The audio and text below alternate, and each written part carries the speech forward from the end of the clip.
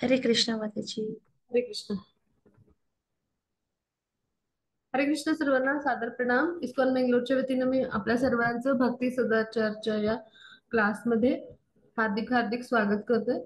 आता आपण आपल्या अभ्यासाची सुरुवात जी करणार आहोत ती गुरुवंदनेने आणि प्रार्थनेने करणार आहोत. त्यानंतर आपले जे नवीन भक्त आहेत त्या सगळ्यांना मी थोडीशी माहिती देईन आपल्या भक्ती सदाचार क्लासची आणि मग आपण आपला आजचा अभ्यास आपण सुरुवात करणार आहोत. ओम नमो भगवते वासुदेवाय. ओम नमो भगवते वासुदेवाय. ओम नमो भगवते वासुदेवाय. ओम अज्ञानतिमिरान्धस्य ज्ञानाञ्जनशलाकया चक्षुरुन्मिलितं येन तस्मै श्रीगुरवे नमः. श्रीचैतन्यमनोभीष्टं स्थापितं येन भूतले स्वयं रूप कदा मह्यं ददाति स्वपदान्तिकम्. वन्देऽहं श्रीगुरुं श्रीयुतपदकमलं श्रीगुरुन् वैष्णवांश्च श्रीरूपं साग्रजातं सहगण रघुनाथान्वितं तं सजीवं साद्वैतं सावधूतं परिजनसहितं कृष्णचैतन्यदेवं श्रीराधा कृष्णपादान् सहगण ललिता श्रीविशाखान्वितांश्च. हे कृष्ण करुणा सिन्धो दीनबन्धो जगत्पते गोपीश गोपिका कांत राधाकांत नमस्तुते. तप्त कांचन गौरांगी राधे वृंदावनेश्वरी वृषभानुसुते देवी प्रणमामि हरिप्रिये. वाञ्छाकल्पतरुभ्यश्च कृपा सिन्धुभ्य एव च पतितानां पावनेभ्यो वैष्णवेभ्यो नमो नमः. नमो ॐ विष्णुपादाय कृष्णपृष्ठाय भूतले श्रीमते भक्ति वेदांत स्वामिन् इति नामिने. नमस्ते सरस्वती देवे गौरवाणी प्रचारिणे निर्विशेष शून्यवादी पाश्चात्य देशतारिणे. जय श्री कृष्ण चैतन्य प्रभु नित्यानंद श्री अद्वैत गदाधर श्रीवासादि गौर भक्तवृंद. हरे कृष्णा कृष्ण कृष्ण हरे हरे हरे राम राम राम हरे हरे हरे कृष्ण कृष्ण कृष्ण हरे हरे हरे राम राम राम हरे हरे. श्री चैतन्य महाप्रभु की जय हो. श्रीमद् भागवतम की जय हो. श्रील प्रभुपाद की जय हो. गुरु महाराज की जय हो. हरे कृष्णा सर्वांना. सर्व भक्तांना सादर प्रणाम. हरे कृष्णा. सर्वांचं हार्दिक हार्दिक स्वागत आपल्या या भक्ती सदाचार क्लासमध्ये. बरेच जण नवीन भक्तही आहेत आपल्या क्लासमध्ये. तर सगळ्यांना थोडस माहिती द्यायला म्हणून मी थोडस आपल्या क्लासचं स्वरूप कसं असतं ते सांगते. तर इथे आपल्याला कुठली असाइनमेंट नाहीये किंवा कुठली ऑनलाईन असाइनमेंट किंवा क्विज असं काही सोडवायचं नाही. भक्ती सदाचार हा क्लास असा आहे की जिथे आपण फक्त यायचं, ऐकायचं आणि जाणून घ्यायचं, आत्मसात करायचं ज्ञान आणि आपल्याला भक्ती मार्गावर उन्नत होण्याचे आपण सगळे प्रयत्न करायचे. तर अशा पद्धतीचा आपला हा क्लास आहे. दुसरं म्हणजे काय की ह्याचे 4 मॉड्यूल आहेत. तर ह्याचं पहिलं मॉड्यूल जे आहे तर वैष्णव सदाचाराचं महत्व काय आहे आपल्या जीवनामध्ये, म्हणजे जे वैष्णव एटिकेट्स आपण म्हणतो ना, म्हणजे मूर्तीपूजा कशी करायची, म्हणजे जी अर्चविग्रहांची पूजा आहे किंवा सेवा आपण करतो. मग जे वेगवेगळे वैष्णव असतात त्यांना भेटल्यावर आपण कशा पद्धतीनं आपलं आचरण हवं, म्हणजे आपल्यापेक्षा ज्येष्ठ वैष्णवांना भेटल्यावर आपण कसं वागायचं, गुरूंना भेटल्यावर कसं वागायचं, आपल्यापेक्षा जे वयाने लहान आहेत किंवा साधनेमध्ये कनिष्ठ आहेत अशांना भेटल्यावर आपण कसं वागायचं, मग तीर्थयात्रेमध्ये आपण कसा आपला व्यवहार पाहिजे, मग प्रचाराच्या वेळी कसं आपण असायला पाहिजे, असे सगळे बारकावे, मंदिरामध्ये आपलं कसं आचरण पाहिजे, मग मंदिरासमोर आपण म्हणजे आर्चविग्रहासमोर आपण कसं असलं पाहिजे. तर असे बारकावे आहेत भरपूर. मग प्रसाद कसा आपण ग्रहण करायचा, प्रसाद कसा बनवायचा, मग हे सगळं अगदी वेशभूषेपासून सगळं आलं ह्याच्यामध्ये. हे मग किंवा कीर्तन कसं करायचं, मग कीर्तनात नृत्य कसं करायचं, अगदी सगळे बारकावे आहेत. म्हणजे तर ते आपल्याला वैष्णव सदाचार म्हणजे आपलं पहिल्या मॉड्यूलमध्ये असतात. म्हणजे जे आहे आपल्या भक्ती सदाचार क्लासमध्ये 4 मॉड्यूल असतात. हे पहिलं मॉड्यूल म्हणजे वैष्णव सदाचार, वैष्णव एटिकेट्स. दुसरं मॉड्यूल आहे तिथे भगवान श्रीकृष्ण जे आहेत तर त्यांचे जे अवतार आहेत, तर ते जे त्यांचा विष्णू हा जो सांश विस्तार आहे तर त्याचे जे अवतार आहेत दशावतार, तर त्याचा अभ्यास आपण भागवतातले ते दशावतार आपण अभ्यासतो. म्हणजे अशा पद्धतीनं भगवान यांच्या गुण कथा लीला यांचं महत्व जेव्हा आपल्याला कळतं ना, तेव्हा आपल्याला शरण जायला त्याचा उपयोग जास्त होतो. म्हणजे आपली शरणागती वाढते. म्हणजे आणि ज्या लीला आहेत भगवान श्रीकृष्णांच्या, म्हणजे हरिकथांचे वैशिष्ट्य आहे की आपली हृदय काय होतात, शुद्ध होतात. म्हणजे ही शुद्धीकरणाची क्रिया आपली घडते पहा. तर असे अनेक लाभ आहेत. त्याचबरोबर आपल्याला आत्म्याच्या स्तरावर हे ज्ञान भागवतातलं जे मिळतं, तर भगवान यांच्या लीला अवतारातून आपल्याला ते महत्व कळतं की भगवान यांचं कार्य कसं आहे. म्हणजे भगवान यांच्याविषयी आपण 4थ्या अध्यायात पाहिलं होतं की जन्मचे कर्मचे मे दिव्य. तर म्हणजे काय की दिव्य ज्ञान त्यांच्या विषयीचं, आणि ते का अवतार घेतात, कसे प्रकट होतात. तर हे सगळं आपल्याला वेगवेगळ्या अवतारांच्या माध्यमातून खूप सुंदर शिकायला मिळतं दुसऱ्या मॉड्यूलमध्ये. तर तिसरं मॉड्यूल काय आहे की गुरु शिष्य परंपरातले जे महान आचार्य आहेत आपल्या ब्रह्म मध्व गौडीय जी वैष्णव परंपरा आहे, त्यातल्या सगळ्या आचार्यांची आपण चरित्र अभ्यासतो. त्याद्वारे काय होतं की गुरुजनांनी आपल्या आचार्यांनी जे काही म्हणजे अनुभव त्यांच्या जीवनातले आहेत, त्यांच्या चरित्रातले आहेत, तर त्यातून आपण काय होतो, तर आपल्याला प्रोत्साहन तर मिळतंच, आपल्याला प्रेरणा मिळते, आणि भक्ती मार्गावर आपल्याला दृढ कसं व्हायचं हे शिकता येतं. आणि अशा महान आचार्यांची चरित्र अभ्यासतो तेव्हा आपल्याला काय होतं, हे कसे आहेत, उच्च कोटीचे वैष्णव आहेत, भगवान कृष्णाचे प्रिय भक्त आहेत. आपण कसे भक्तांचे भक्तांचे भक्त असावे, कृष्णांना हे आवडतं. मग अशा वैष्णवांचे आपल्याला आशीर्वाद देखील मिळतात, आणि त्यांचे जीवनचरित्र अभ्यासून प्रेरणा तर मिळतेच मिळते, पण आपली शुद्धी पण होते. अशा वैष्णवांची चरित्र ऐकणं, गाथा ऐकणं म्हणजे काय आहे, आपल्यासारखे पतित जीवांची शुद्धी करण्याचा एक तो मार्ग आहे शुद्धीकरणाचा. मग हे आपलं तिसरं मॉड्यूल आहे. मग चौथं मॉड्यूल काय आहे आपलं, की इथे भागवतातल्या स्तुती अभ्यासतो आहोत. म्हणजे म्हटलंय कसं, भगवंतांच्या विषयी, भगवान श्रीकृष्णांच्या विषयी, माधव स्तव प्रिय, कृष्णांना स्तुती स्तव केलेलं खूप आवडतं.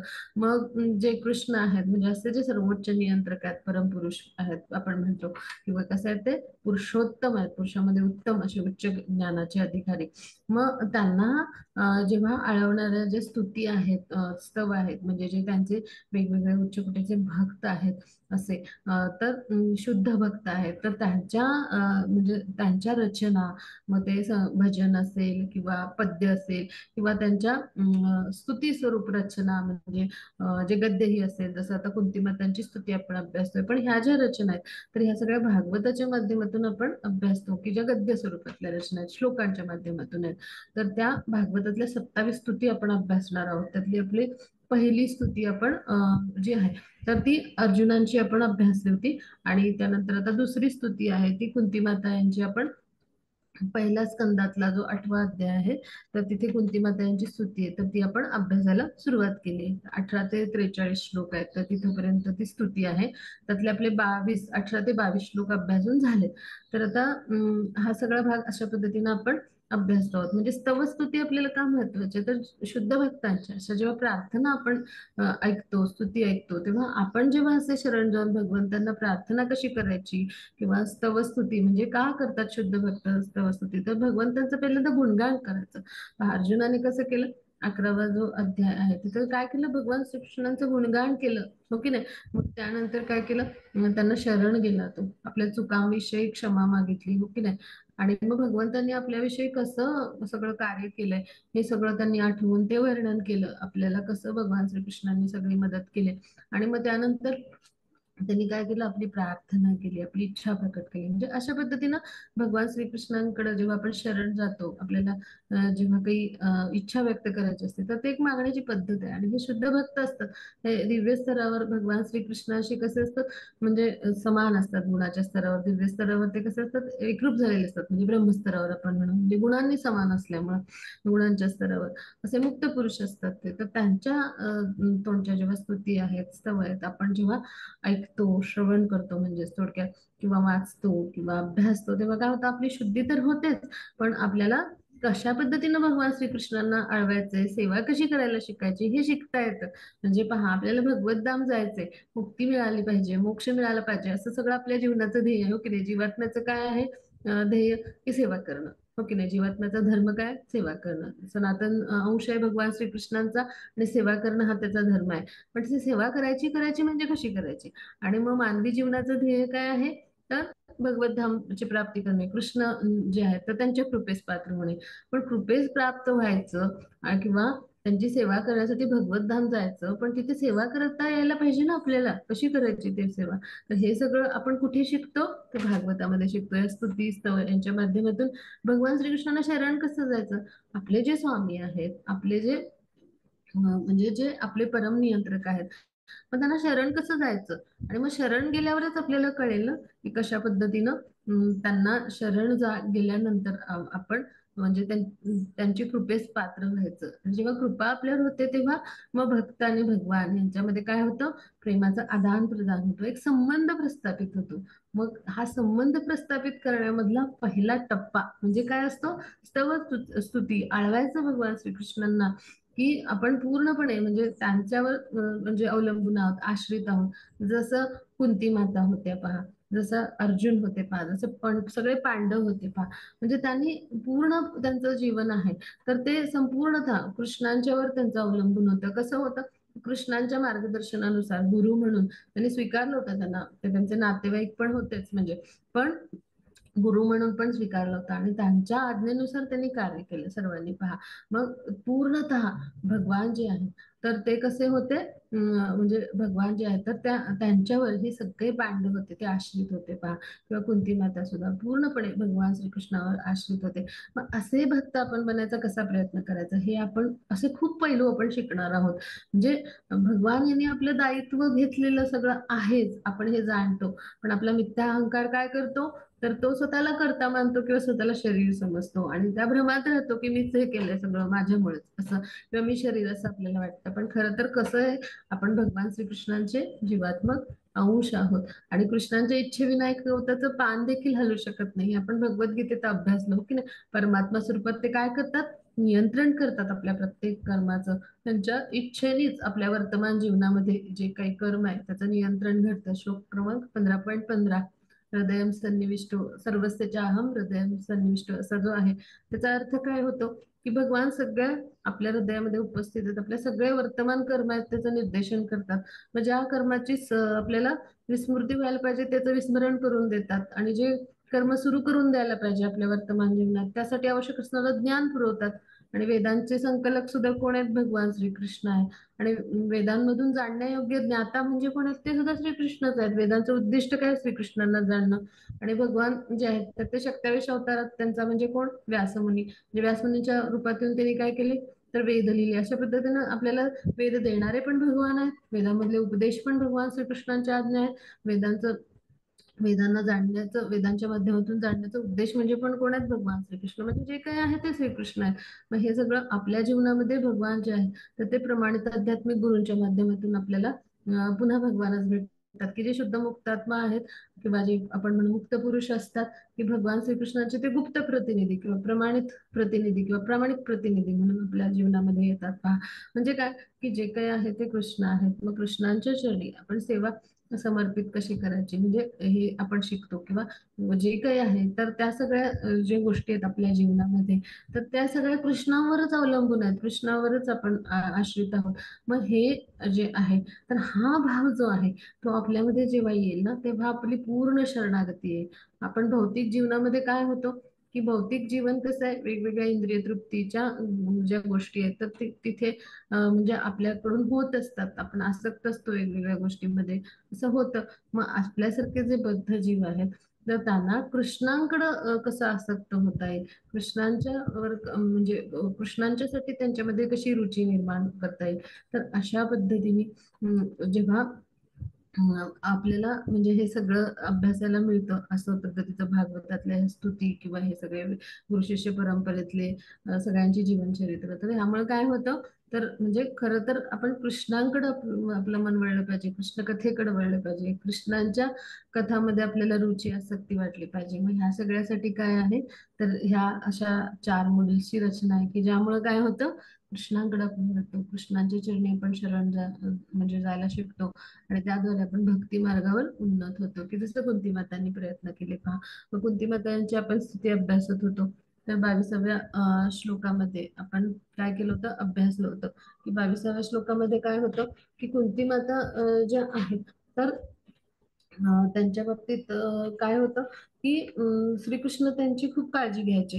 म्हणजे काय की भगवान श्रीकृष्णांनी कुंती देवीवर अधिक कृपा केली होती. का केली होती तर देवकीच्या दुसऱ्या मुलाला सुद्धा त्यांनी वाचवलं नाही. पहा, हे उदाहरण आपण अगदी सगळ्यांनी लक्षात घेऊया. म्हणजे का केली असावी ह्याचं आपल्याला कारण मिळेल की देवकीचं दुसरं मूल त्यांनी नाही वाचवलं, हो की नाही. देवकीच्या म्हणजे 7 मुलांचे काय झालं, वध केला आणि हत्या केली. जे जो कंस आहे त्यांनी. पण कुंतीच्या सर्वच्या सर्व मुलांचं रक्षण जे आहे ते श्रीकृष्णांनी केलं. ह्याचं कारण काय होतं तर देवकीचे पती वसुदेव हे जिवंत होते, पण कुंती देवी कशा आहेत, विधवा होत्या. त्यांना सहाय्य करणारं श्रीकृष्णांव्यतिरिक्त कुणीही नव्हतं.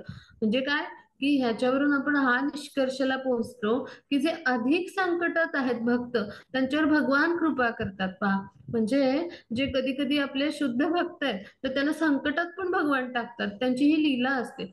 आणि मग अशा असहाय्य परिस्थितीत भक्त काय करतो, भगवान श्रीकृष्णांकडे अधिक अधिक ओढला जातो, अधिक आसक्त होतो त्यांच्या प्रती. म्हणजे भक्ताला भगवान जे आहेत तर त्यांची जितकी अधिक ओढ ना तर तितकं अधिक यश, म्हणजे भक्ती मार्गावर तो काय होतो, उन्नत होतो. मग आता आपण ह्याच्यावरून असं समजू शकतो ना की आपल्या जीवनामध्ये जी काही संकट आहेत, जी काही अडचणी आहेत, मग ही कृष्णांचीच योजना आहे. म्हणजे काय की कृष्णांना काय हवंय, आपण लवकरात लवकर भगवत धाम कसे येऊ, आपण त्यांचे पुत्र सुपुत्री आहोत, तर लवकरात लवकर कसे येऊ आपण, ह्यासाठी भगवान यांचा प्रयत्न असतो. मग आपले जे अनेक गतजन्म आहेत किंवा तिथली जी कर्म आहेत तर ह्याचं एक प्रकारे शुद्धीकरण किंवा ती काय होतात तर ती भोगून म्हणजे लवकरात लवकर कशी संपतील, तर भगवंतांची अशी योजना असते आपल्यासाठी जे काही उत्तमात उत्तम चांगलं आहे तर ते भगवान योजतात. म्हणजे पहा, आपण भौतिकतेतलं उदाहरण घेऊ की एखादे पिता आहेत तर ते आपल्या पुत्रासाठी ती बेस्ट ऑफ आपल्या जे काही उत्तमात उत्तम करता येईल ते करतात सगळं, हो की नाही. मग पिता कधी कधी कठोर हृदय म्हणून पण एखादं म्हणजे कठोर प्रसंग मुलाला म्हणजे त्याला सोसावा लागला तर तेव्हा ते काय म्हणतात की तुझ्या चांगल्यासाठीच हे सगळं घडत आहे. मग तसंच असतं, आपल्या चांगल्यासाठीच हे सगळं घडत असतं आणि कृष्णांच्या योजनेप्रमाणे घडत असतं. आपले ते काय आहेत, परमपिता आहेत, त्यांनी हे ठरवलेलं असतं. म्हणजे याचा अर्थ आपल्या जीवनामध्ये जेव्हा दुःख संकट येतात तेव्हा खरं तर भौतिक म्हणजे जगतामध्ये आपण विचार करतो की भगवान श्रीकृष्णांनी हे कशासाठी म्हणजे माझ्यासाठीच हे कसं घडलं आणि माझ्याच बाबतीत का घडतं असं आपण स्वतःला करता समजून विचार करतो. पण इथं आपण हा दृष्टिकोन घेणं आवश्यक आहे की भगवान जे आहेत तर यांचं आपल्यावर अधिक लक्ष आहे. म्हणजे भगवान यांची अधिक कृपा आहे आपल्यावर आणि म्हणून ही संकट येतात. जेव्हा आपण असा दृष्टिकोन घेतो तेव्हा आपण आनंदी होऊ. म्हणजे काय की आपलं आवडतं लाडका जो विद्यार्थी असतो वर्गामध्ये त्याच्याकडे कसं शिक्षक अधिक लक्ष देतात तसंच असतं. अधिक जे आवडते भक्त असतात, जे प्रिय भक्त असतात त्यांच्याकडे भगवान श्रीकृष्णांचं अधिक लक्ष असतं. त्यांनाच अधिक अडचणी अधिक कष्ट का असतात तर त्यांचं सगळं हे लवकर संपून जावं, गतजन्मांचं जे काही आहे तिथं भगवंतांच्या इच्छेनं योजनेनं सगळं घडत असतं. मग आपल्याला खूप मोठं संकट येणार असेल तर म्हणजे खूप असं काय म्हणू की डोंगरा एवढं पहाडा एवढं संकट येणार असेल तर आपल्याला ते राई एवढं येऊन जातं आणि आपल्याला ते सहनशक्ती वाढण्यासाठी पुन्हा गुरु म्हणून भगवान आपल्या जीवनी येतात. प्रमाणित आध्यात्मिक गुरूंच्या माध्यमातून काय करतात, ही भगवान श्रीकृष्णांचीच योजना असते. आणि ते काय करतात म्हणजे बाह्य गुरु म्हणजे कोण असतात तर ते दीक्षा गुरु असतात आणि चैत्य गुरु म्हणजे परमात्मा आतून आपल्याला निर्देशन करत असतात. त्यांच्या माध्यमातून तर असे आपल्या जीवनी येतात आणि काय होतं की आपल्याला या सगळं ज्ञान देतात आणि हे सगळं धैर्य देतात, हे सगळ्या संकटांना कसं सामोरं जायचं, शास्त्रांचे दृष्टिकोन कसे घ्यायचे आणि त्यानुसार आपण कसं आध्यात्मिक जीवनामध्ये आपल्या पुढे जायचं किंवा आपण भक्ती मार्गावर कसं उन्नत व्हायचं, दृढ व्हायचं, कशी कशी प्रत्येक म्हणजे जी पावलं पावली आपली परीक्षा असते, मायादेवी घेत असते, पण प्रत्येक वेळी आपण कशी दृढ निश्चयाने पावलं टाकायची तर हे सगळं मार्गदर्शन कोण करत असतात, भगवान श्रीकृष्ण.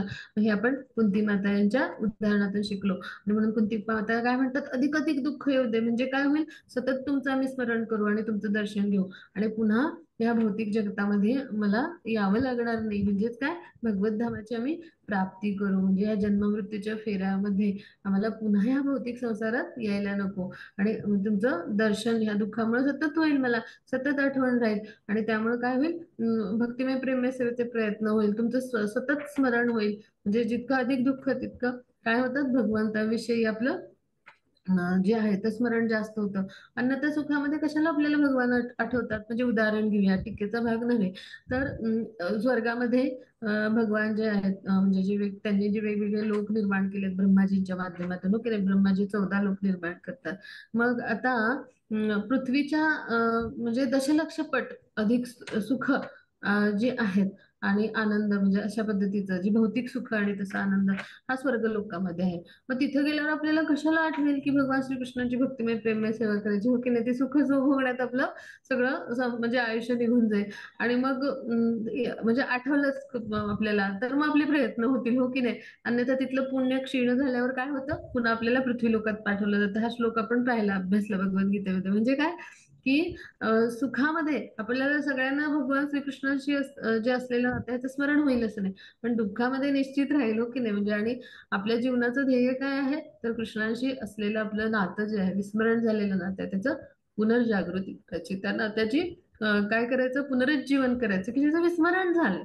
मग आपल्याला जो संबंध आहे त्याचंच विस्मरण झालंय, तर आपल्याला ते काय करणं आवश्यक आहे, पुन्हा पुन्हा त्याची जागृती किंवा पुनर्जागृती करणं आवश्यक आहे. म्हणजे ह्यालाच काय म्हणायचं, कृष्ण भावना भावित होणे किंवा कृष्ण भावनेमध्ये आपण काय करत असतो, तर आपलं जीवन व्यापन करत असतो. म्हणजे आपण हरे कृष्ण महामंत्राचा जप करतो, काय करतो, कृष्णाचं पुन्हा पुन्हा पुन्हा पुन्हा नाव घेतो, हो की नाही? सतत नाव घेतो. म्हणजे काय करतो, कृष्णांना आपण आळवत असतो, कृष्णांना आपण हाक मारत असतो. एक प्रकारे आपण सांगत असतो आपलं कृष्णा, म्हणजे आपण कृष्णांना की काय की म्हणजे तुमच्या आनंदासाठी मी प्रत्येक कार्य करतोय, तुमच्या संतुष्टीसाठी करतोय. असा मी तुमचा एक जीवात्मा, म्हणजे असा एक तुमचा मी सुपुत्र सुपुत्री आहे, असा एक मी तुमचा भक्त आहे, असं आळवत असतो आपण. या माध्यमातून कृष्णांकडे आपण तो काय करत असतो, एक प्रकारे तो आनंद आपला तो जो आहे किंवा आपला तो निरोप आहे तोच पाठवत असतो, हो की नाही? मग ही अशी पद्धत आपण अवलंबतो. पुन्हा आपण काय करतो, कृष्णांना अर्पण केलेला भोग म्हणजे जो आहे तर तोच आपण खातो. म्हणजे काय, कृष्णांचं उच्छिष्ट खातो. म्हणजे आपण कृष्ण जे आहेत तर त्यांच्याविषयी हा आदर व्यक्त करतो. त्यांच्या उच्छिष्ट खाऊन आपल्याला काय होतं, शुद्धी होत असते आपली. तर आपण पुन्हा कृष्णांना आळवत असतो. मंदिरामधला दिवसभराचा कार्यक्रम म्हणजे काय आहे, कृष्णांना आपल्याला आठवणीत ठेवण्यासाठी, त्यांचं विस्मरण होऊ नये म्हणून, त्यांचं सतत स्मरण आपल्याला राहावं म्हणून तर हा आहे. भक्तांचा संघ, मंगल आरती, 16 माळा जप, किंवा पहाटे उठून कृष्णांचं दर्शन, दिवसभर जे मंदिर कार्यक्रम असतात दैनंदिन, हे काय आहे, म्हणजे संध्याकाळी पुन्हा आरती असते, पुन्हा शयन आरती असते. तर हे सगळं काय आहे, कृष्णांचं सतत स्मरण राहावं ह्यासाठीच हे काय आहे, सराव आहे एक प्रकारचा. आणि त्याद्वारे आपलं नातं आहे ते त्यांच्याशी दृढ करण्याचा तो काय आहे, प्रयत्न आहे. संबंध प्रस्थापित करण्याचा तो प्रयत्न असतो. भक्तांचा संघ, शास्त्रांचं आपण अध्ययन करतोय, आज आपण सगळे इथे आहोत. हे सगळं कशासाठी आहे, कृष्णांशी असलेलं आपलं जे संबंध आहे तो दृढ करण्यासाठी. आपलं जे नातं आहे ज्याचं विस्मरण झाले तर ते पुन्हा स्मरण करून अधिक अधिक कसं दृढ होईल, तर हा आपला प्रयत्न आहे. मग अशा पद्धतीने जेव्हा आपण प्रयत्न करतो तेव्हा काय होतं, तर सतत आपण कृष्णांना स्मरणात ठेवतो. म्हणजे आपल्या भौतिक आसक्ती आहेत त्या कमी होतात आणि कृष्णांप्रती आपली रुची आणि आसक्ती वाढते. आणि हळूहळू मग आपण काय होतो, म्हणजे हे टप्पे आहेत श्रद्धापासून प्रेमाभक्तीपर्यंतचे. तर हळूहळू आपण मग अशा पद्धतीने रुची आसक्ती वाढली की काय होतं, भक्तांचं म्हणजे भक्तांचा संघ आपण करतो, गुरु जे आहेत तर त्यांच्या आश्रयाखाली येतो. मग काय होतं, आपल्यातले जे त्रुटी दोष आहेत म्हणजे ते निघून जातात, अनर्थ निवृत्ती ज्याला म्हटलंय. मग त्यानंतर काय होतं की कृष्णाविषयी आपण आसक्त होतो, रुची वाटायला लागते, मग कृष्णाविषयी भाव निर्माण होतो, मग प्रेम निर्माण होतं. आणि त्या प्रेमामधून काय होतं, म्हणजे जे शुद्ध भाव आणि प्रेम आहे त्याचं आदान प्रदान जेव्हा व्हायला लागतं भक्त आणि भगवान यांच्यामध्ये, तेव्हा हळूहळू आपण काय होतो, प्रेमाभक्तीमध्ये म्हणजे शुद्ध प्रेम कृष्णाविषयीचं आपल्यामध्ये जागृत होतं. की जी आपली स्वरूपावस्था आहे, जी आपली आध्यात्मिक स्वरूपावस्था आहे, स्वरूप स्थिती आहे आपली, जी आध्यात्मिक स्वरूप स्थिती ज्याला म्हणतो, किंवा आपली वैधानिक स्थिती. म्हणजे काय, शुद्ध भगवत प्रेमा जे आहे तर ते जीवात्मा म्हणून आपल्यामध्ये असतं. पण आपण भौतिक प्रकृतीमध्ये जेव्हा येतो त्या प्रकृतीच्या 3 गुणांनी आच्छादित होतो आणि त्यामुळे काय होतं, ही जी चेतना आहे ती काय होते, प्रदूषित होते. म्हणजे जीवात्मा जो आहे तर त्याच्यावर ही कामाची आवरणं येतात सगळी रजोगुण तमो, आणि त्यामुळे काय होतं की या रजोगुण तमोगुणाच्या आवरणामुळे ही चेतना काय होते, तर ही प्रदूषित होते. आणि त्यामुळे विशुद्ध भगवत प्रेम आहे तर काय होतं, झाकलं जातं. जसं काय, कसं आपण उदाहरण अभ्यास होतो भगवद्गीतेमध्ये की अग्नी आहे तर तो धुराने झाकला जातो. मग हा जो धूर आहे म्हणजेच हे प्रदूषित जी चेतना आहे, तर ही जी चेतना आहे तर ही शुद्धीकरण करण्याची प्रक्रिया म्हणजेच काय, कृष्ण भावनामृताचं आचरण किंवा कृष्ण भावना भावित होणे. आणि ह्यासाठी आपण काय अभ्यासतो आहोत, ह्या चौथ्या मॉड्यूल मधल्या ह्या विविध स्तुती. आता आपण ह्या श्लोकावर जाऊया. हा मग त्याच्या श्लोक वाचूया. Yes, Mataji, Hare Krishna. यथा ऋषिकेश खलेन देवकी कंसेन रुद्धार्तिचिरं शुचार्पिता विमोचिताहं च सहात्मजा विभो त्वयैव नातेन मुहुर्विपद्गणात्. हरे कृष्णा. हरे कृष्ण. आता इथे काय म्हणतात कुंती माता की हे ऋषिकेशा, हे ईश्वरेश्वरा, तुम्ही माता देवकीला, माताजी हा श्लोक झालाय पण मी याचा अर्थ सांगते. माता देवकीला बंदी शाळेतून मुक्त केले. दुष्ट कंस राजाने तिला दीर्घकाळपर्यंत बंदीत टाकले होते आणि अपार दुःख दिले होते. तसेच तुम्ही माझे आणि माझ्या मुलांचे वारंवार कोसळलेल्या संकटातून सदैव रक्षण केले. म्हणजे काय की त्या कंसाने देवकीच्या 8व्या मुलाला म्हणजे जे आहे तर त्याला मारण्यासाठी जंग पछाडलं होतं. पहा, पण त्या मुलाकडून मारले जाण्याच्या भीतीनं त्यांनी काय केलं, कृष्णाची माता जी आहे तर देवकी आणि तिचे पती वसुदेव हे सगळ्यांना काय केलं, बंदिवासात टाकलं. आणि मग श्रीकृष्णांपूर्वी जन्मलेले जे देवकी पुत्र आहे त्यांचा काय केलं, म्हणजे त्यांनी तर वध केलाच, पण कृष्ण त्यातून वाचले. मग त्यांना नंदबाबांच्या घरी म्हणजे जे आहे तर त्या वसुदेवांनी पोहोचवलं होतं. म्हणजे श्रीकृष्णांचे पालक पिता म्हणजे कोण, नंद महाराज. मग कुंती देवी आणि तिच्या मुलांसहित म्हणजे सगळ्यांना संकटांच्या मालिकातून अनेक वेळा कुणी वाचवलं होतं, तर भगवान श्रीकृष्णांनी वाचवलं होतं. पहा, आणि याचं कारण काय होतं, जसं मी आता सांगितलं तसं की देवकीच्या म्हणजे दुसऱ्या मुलाला सुद्धा भगवान यांनी वाचवलं नाही, पण कुंतीच्या सगळ्या मुलांचं त्यांनी रक्षण केलं. याचं कारण होतं देवकी जे आहे त्याचे पती जे आहेत वसुदेव हे जिवंत होते, पण कुंती माता विधवा होते आणि त्यांना सहाय्य करणारा कृष्णाव्यतिरिक्त दुसरं कोणीही नव्हतं. मग ह्याच्यावरून आपण काय समजू शकतो की अधिक संकटात असलेल्या भक्तावर काय करतात भगवान, कशी सर्वश्रेष्ठ कृपा करतात. ह्याचं म्हणजे जे उदाहरण म्हणजे काय आहे, कुंती माता. अशी अनेक उदाहरण आहेत, पण त्यापैकी एक म्हणजे कुंती माता आहे. मग आता पुढे जाऊ आपण. हा माताजी, हा श्लोक मागच्या वेळी मी घेतला होता, आपण पुढे जाऊ. हरे कृष्णा. हा. विशान महाग्ने पुरुषाद दर्शनात् असद्भाया वनवास कृच्छतः मृदे मृदेनेक महात्रतास्त्रतो द्रोण्यस्त्रं चास्म हरेभिरक्षिताः. हरे कृष्ण. हरे कृष्ण. आता सगळ्यांनी लक्ष देऊन ऐका. हा, ते काय म्हणतात कुंती माता, हे कृष्ण, तुम्ही आमच्या विषयुक्त अन्नापासून, मोठ्या अग्नीपासून, नरभक्षकांपासून, वनवासातल्या कष्टांपासून, तसेच मोठमोठ्या सेनानींच्या शस्त्रास्त्रापासून आणि दुष्टांच्या सभेत संरक्षक या नात्यानं वेळोवेळी संरक्षण केलं. आता अश्वत्थाम्याच्या ब्रह्मास्त्रापासून पण तुम्ही आमचं रक्षण केलं. म्हणजे पहा, कुंती माता आता काय करतात की भगवान श्रीकृष्णांनी कसं रक्षण केलं. म्हणजे पहिल्यांदा त्यांनी कुंती मातांनी काय केलं, स्तुतीमध्ये नमस्कार केला त्यांना, हो की नाही. आता त्या आत्या आहेत, पण आपल्या भाच्याला कुणी आत्या नमस्कार करेल का, पण त्या जाणतात की हे पुरुषोत्तम आहेत, जे भगवान श्रीकृष्ण आहेत ते भगवान आहेत, आणि म्हणून त्यांनी काय केला, नमस्कार केला. मग त्यांची स्तुती केली त्यांनी की कशा पद्धतीने ते परमपुरुष आहेत, परमात्मा आहेत किंवा पुरुषोत्तम आहेत.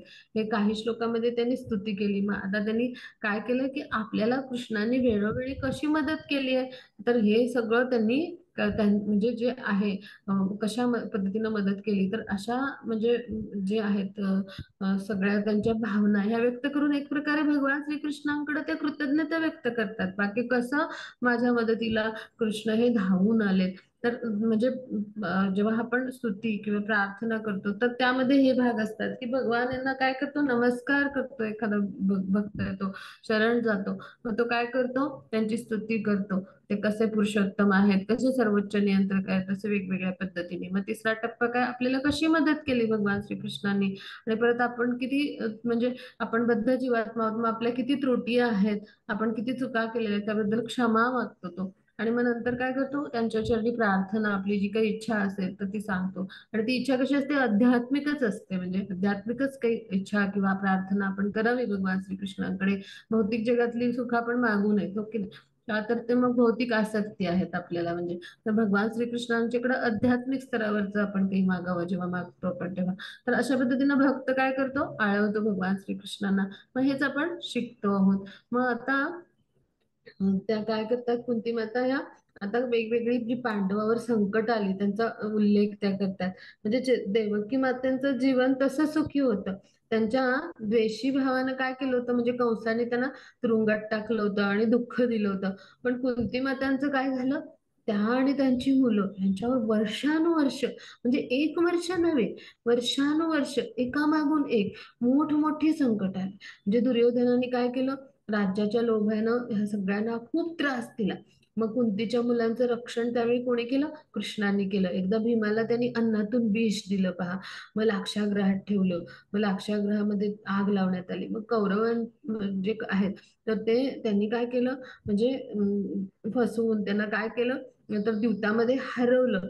आणि मग ह्या दुष्ट कौरवांनी काय केलं, पुन्हा द्रौपदीला भर सभेत खेचून आणलं आणि तिला विवस्त्र करून अपमानित करायचा प्रयत्न केला. म्हणजे पहा, इतकी मोठी संकट त्यांच्यावर आली होती. मग यावेळेला भगवान श्रीकृष्णाने काय केलं, असं अपरिमित, म्हणजे त्याची गणना नाही करता येणार असं लांबच्या लांब वस्त्र पुरवलं आणि तिची लाज राखली. म्हणजे काय, दुर्योधनाचे लोक सगळे आहेत, दुर्योधनाच्या पक्षातले, ते तिला विवस्त्र नाही पाहू शकले. म्हणजे जेव्हा हे लोक वनवासात गेले सगळे पांडव, मग तेव्हा भीमाला मांसभक्षक हिडिंब नावाच्या राक्षसाशी लढावं लागलं होतं. मग तेव्हा सुद्धा भगवान कृष्णाने त्याला वाचवलं. एवढ्यावरच नाही थांबले, त्यांनी काय केलं, ह्या सगळ्या संकटांनंतर कुरुक्षेत्राचं युद्ध जे लढलं गेलं, मग तिथे अर्जुनाला द्रोण, भीष्म, कर्ण अशा बलाढ्य योद्धे जे आहेत तर त्यांच्याशी टक्कर द्यावी लागली होती. म्हणजे असे महारथी होते ते सुद्धा, हे जे महारथी योद्धे होते, तर ह्यांच्याशी लढणं म्हणजे सोपी गोष्ट नाही. म्हणजे तर अशा योद्ध्यांशी म्हणजे त्याला टक्कर द्यायला लागली होती. मग तेव्हा सगळं काही युद्ध म्हणजे जेव्हा आटोपलं, तर त्यावेळेला म्हणजे तिथे तर त्यांनी मार्गदर्शन केलं सारथ्य करून, पण त्याचबरोबर ते युद्ध संपल्यावर पण जेव्हा उत्तरेच्या गर्भातील म्हणजे जे बाळ होतं, तर त्याला ठार करण्यासाठी अश्वत्थामाने काय केलं, म्हणजे हा कुरुवंश वाढतोय आणि ह्याला आता नष्ट केलं पाहिजे. तर ह्यासाठी अश्वत्थामाने काय केलं, ब्रह्मास्त्राचा प्रयोग केला. म्हणजे त्यावेळेला मग जे भगवान जे आहे, तर त्यांनी काय केलं, हा कुरु जे आहेत म्हणजे कौरव जे आहेत, जे पांडव जे आहेत त्यांना पांडुपुत्र असं म्हणून वेगळं काढले धृतराष्ट्राने, पण खरं तर ते कुरुवंशातलेच आहेत. म्हणून कुरु म्हणजे सगळेच आले त्यात, कौरव आणि पांडव कुरुवंशामध्ये. मग कुरु जे आहेत तर त्यांचा एकमेव असा हा म्हणजे वंशांकुर होता आणि ते म्हणजे परीक्षित महाराज. मग त्यांनी काय केलं, तिथे परमात्मा स्वरूपात जे होते तिथे उपस्थित भगवान कृष्ण, म्हणजे त्या रूपात जाऊन त्यांनी काय केलं, तर ते आपलं तेज आहे तर ते त्या गर्भाशयामध्ये असं पसरवलं, तर की ज्यामुळं काय झालं, की हे ब्रह्मास्त्र निकामी झालं पहा. म्हणजे जे परीक्षित महाराज होते, तर त्यांनी लहानपणीच म्हणजे गर्भाशयामध्ये असतानाच मातेच्या म्हणजे उत्तरामातांनी प्रार्थना केल्या. पुढे उत्तरेची स्तुती आपण अभ्यासणार आहोत. त्यावेळेला काय केलं, कृष्णांनी जाऊन तिथे ते आपल्या तेजामुळं ते निकामी करून टाकलं. म्हणजे ब्रह्मज्योती हे भगवान श्रीकृष्णांच्या शरीरातनं निघणारं तेज आहे. म्हणजे ते इतकं दिव्य तेज आहे की त्याची तुलना कशाशी होऊ शकत आहे. मग त्या तेजानेच फक्त ब्रह्मास्त्र निकामी होऊन गेलं पहा. मग अशा पद्धतीनं भगवान श्रीकृष्णाने परीक्षित महाराजांचं संरक्षण केलं. मग तेव्हा त्यांनी जे भगवान श्रीकृष्णांना पाहिलं होतं, म्हणजे किती उच्च कोटीचं पुण्यात्मा आहेत पाप परीक्षित महाराज. गर्भामध्येच त्यांनी भगवान श्रीकृष्णांचं दर्शन घेतलं होतं. मग ते जेव्हा बाहेर आले जन्म घेऊन गर्भाशयाच्या, तेव्हा ते सगळ्यांना निहाळायचे, म्हणून त्यांना परीक्षित हे नाव मिळालं. म्हणजे काय, की ते जे कृष्ण आहेत त्यांना शोधायचा ते प्रयत्न करायचे, त्यांचं मला दर्शन होईल का, असं ते जन्मताच कृष्णांचे भक्त होते पहा, असे ते परीक्षित महाराज. मग म्हणजे त्यांनीच म्हणजे शेवटी काय झालं, त्यांना शाप जरी मिळाला होता तरी ते कृष्णांचे शुद्ध भक्त होते, उत्तम भक्त होते. त्यांनी काय केलं, भगवत कथा ऐकली, भागवत कथा ऐकली शुकदेव गोस्वामींच्याकडून, आणि फक्त केवळ श्रवण भक्तीने पहा, तर त्यांना काय मिळालं, मोक्ष मिळाला. म्हणजे काय, की पहा आपल्याला गतजन्म म्हणजे किंवा आपलं गतकर्म म्हणजे वर्तमान जीवनातलं कुठलंही असो, तरी देखील म्हणजे मोठ्यातल्या मोठ्या चांडाळ असो किंवा कुठलंही महान पातक घडलेलं असो, की जसं परीक्षित महाराज जे आहेत तर त्यांना शाप मिळाला होता, शापित होते ते, पण तरी देखील हरिकथेचं महत्व असं आहे, कृष्ण कथेचं महत्व असं आहे की 7 दिवस 7 रात्री न थकता अविश्रांतपणे त्यांनी फक्त जे मुक्त पुरुष असते सुखदेव गोस्वामी आहेत, म्हणजे शुद्ध भक्त, म्हणजे असे आपण त्यांना काय म्हणू की व्यक्ती भागवत असं आपण म्हणू शकू. तर अशा व्यक्ती भागवत जे उच्च कोटीचे मुक्तात्माच आहेत, म्हणजे असे जे भागवत आहेत तर त्यांच्याकडून ऐकल्यामुळे काय झालं की त्यांना मोक्षाची प्राप्ती झाली. पहा श्रवण भक्तीचं महत्व कसं आहे पहा, म्हणून आपण जास्तीत जास्त अधिक हरिकथा ऐकावी आणि आपली शुद्धी करून घ्यावी, भागवतातली स्तुती ऐकाव्याच आणि आपली शुद्धी करून घेण्याचा हा एक छान विधी आहे पहा. आणि आपल्याला भक्ती सदाचार वर्गाच्या निमित्ताने किंवा क्लासच्या माध्यमातून आपण अशा पद्धतीने आपली शुद्धीकरणाचीच प्रक्रिया राबवतो आहोत पहा. म्हणजे ज्ञान आपण घेतोच आहोत पण त्याचबरोबर आपली शुद्धी पण करून घेतो आहोत पहा. शुद्धी यज्ञ म्हटलं ना कृष्ण भावनेला, त्याचं कारण आपण काय करत असतो तर आपली समर्पित कृती विष्णूंच्या संतुष्टीसाठी किंवा कृष्णांच्या संतुष्टीसाठी आपलं प्रत्येक कर्म करत असतो, ज्याला यज्ञ म्हटले. मग हा काय शुद्धी यज्ञ आहे अशा पद्धतीनं. इथं कुंती माता काय सांगतात की अशा पद्धतीनं प्रत्येक वेळी प्रत्येक संकटामध्ये कृष्णांनी आपल्याला कसं संरक्षण दिलं तर त्या आपल्या भावना कृतज्ञतेपोटी व्यक्त करतात भगवंतांच्या चरणी पहा. मग ह्याच्यातून आपण काय शिकायचं हे समजून घेऊया. आपल्या जीवनामध्ये पण असे प्रसंग आहेत की जिथे आपल्याला कुणी अपतेष्ट आहेत, कुणी फॅमिली फ्रेंड्स असतील, हो की नाही, मित्र आहेत, मैत्रिणी आहेत, म्हणजे जे कुणी आपले जवळचे आहेत, हो की नाही, सगळे संबंधी सोयरे, असे किती प्रसंग असतील. हे दुःखालय म शाश्वतम म्हटलंय, भौतिक आपलं जगत आहे.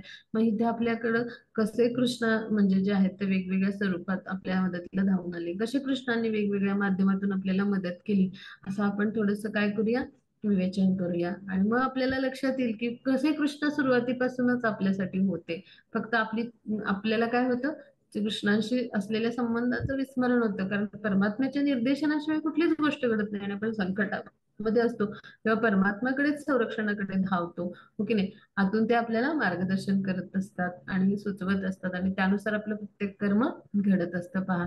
आणि म्हणून परमेश्वर जे आहेत, भगवान जे आहेत, तर ते कोण आहेत, आपले म्हणजे सर्वात असे म्हणजे आपण म्हणू की सर्वात जवळचे असे परोपकारी असे कोण आहेत, मित्र आहेत, हितचिंतक आहेत, हो की नाही. पीस फॉर्म्युला आपण अभ्यासतो भगवद्गीतेमध्ये. सर्वात जवळचे मित्र कोण आहेत आपले, हितचिंतक कोण असू शकतात, कृष्णच असू शकतात. कृष्णा व्यतिरिक्त अन्य कोणी असूच शकत नाही. त्याचबरोबर सर्वोच्च आनंदाचं ठिकाण कोण असू शकतात, कृष्णच असू शकतात. आणि त्याचबरोबर सर्वोच्च नियंत्रक कोण आहेत, कृष्णच आहेत. त्यांच्या कृपेनं त्यांच्या इच्छेनंच सगळ्या आपल्या जीवनामध्ये जे प्रत्येक म्हणजे कर्म आहे आपलं ते घडत असतं. मग हे आपण ह्याच्यातून बोध घ्यायचा. आणि मग कुंती माता ज्या आहेत तर त्यांच्या म्हणजे त्यांच्या ह्या सगळ्या कृतज्ञता ज्या आहेत आणि या प्रार्थना आहेत, त्यातून काय शिकायचं की आपल्याला सुद्धा भगवान श्रीकृष्ण पदोपदी पावलोपावली होतेच आपल्यासाठी, आपल्याला विस्मरण झालेलं होतं त्यांच्याशी असलेल्या संबंधाचं. पण तरी देखील भगवान कोणाला विसरत नाहीत. त्यांना आपले आधीचे सगळे जन्म, वर्तमान भूत भविष्य सगळं माहित असतं. भूतकाळातले जन्म, वर्तमान जीवन आणि भविष्य काळात काय घडणार आहे. मग भगवान जे आहे तर हे सगळं काही जाणतात आपल्याविषयी. मग असे जे भगवान आहेत तर त्यांनी आपल्याला पदोपदी पावलोपावली कशा पद्धतीने आपल्याला म्हणजे ह्या सगळ्या म्हणजे दुःखालयामधून कशा पद्धतीनं पुढे नेलं आणि आज आपण भक्ती मार्गावर आहोत. तर अशा पद्धतीनं आपण जेव्हा उहापोह करतो, अशा पद्धतीनं आपण विवेचन करतो, तेव्हा आपल्या लक्षात येईल. आणि मग ते आपल्याला विस्मरण झालेलं होतं कृष्णाविषयीचं आपलं जे नातं आहे, नातेसंबंध आहे. आणि भगवद्गीता 18 दिवसाच्या कोर्सच्या माध्यमातून आपण इस्कॉन बेंगलोर सारख्या म्हणजे अशा मंदिराच्या आपण संपर्कात आल्यामुळे हे सगळं भगवान कृष्णांनी कसं जुळवून म्हणजे घडवून आणले, जुळवून आले हे आपल्याला लक्षात येईल पहा. आणि ही फार मोठी कृपा आहे कृष्णांची पहा. तर हा भाग आपण लक्षात घेऊया आणि आपण आपलं असलेलं नातं आहे जे कृष्णांसाठीचं ते दृढ करण्याचा अजून प्रयत्न करत राहूया, हो की नाही. तर हे आपण ह्याच्यातनं शिकायचं, हो की नाही. आणि आपल्याला कशा पद्धतीने कृष्ण भेटत गेले वेगवेगळ्या स्वरूपात हे आपण आठवायचं, आनंद घ्यायचा. आणि कृष्णांची काय आहे, आपल्यावर कृपा आहे पहा. आणि आपल्या बाबतीत जे काही घटना घडल्या म्हणजे दुःखद असतील, आपल्या मनाविरुद्ध असतील, आपल्याला इच्छा नसताना ती कृष्णाची इच्छा आहे म्हणून घडल्या. आणि त्यातून आपलं काय होणार आहे, खूप चांगलं होणार आहे. कारण कृष्ण जेव्हा इच्छा करतात तेव्हा ती कशी असते, परम असते, सर्वश्रेष्ठ असते. म्हणजे कृष्णाची शिवाय अशी सर्वश्रेष्ठ इच्छा कृष्णांची जी असते त्याच्याशिवाय आपल्या आयुष्यामध्ये काही आनंदी असू शकतं का? उत्तमात उत्तम असू शकतं का? बिलकुल नाही. कारण कृष्णांशिवाय आपले परोपकारी हितचिंतक असे मित्र कोणी असू शकतात का? बिलकुल नाही. त्यामुळे आपण काय केलं पाहिजे, ही कृष्णांची इच्छा आहे माझ्यासाठी. एखादा प्रतिकूल प्रसंग असेल तर आपण अशा पद्धतीनं दृष्टिकोन घ्यायचा. हे सगळं. आणि त्याचबरोबर अनुकूल प्रसंगात कृष्णाने कसं आपल्याला सहकार्य केलं हे आठवायचं आणि त्याप्रती कृतज्ञता व्यक्त करायची. तर हे म्हणजे एखादा शुद्ध भक्त किंवा उत्तम भक्ताचं आचरण असतं. बाई कुंतीवतींच्या प्रार्थनेच्या माध्यमातून आपण शिकतो. तर पुढे जाऊया. हा माझा पुढचा श्लोक घेऊ.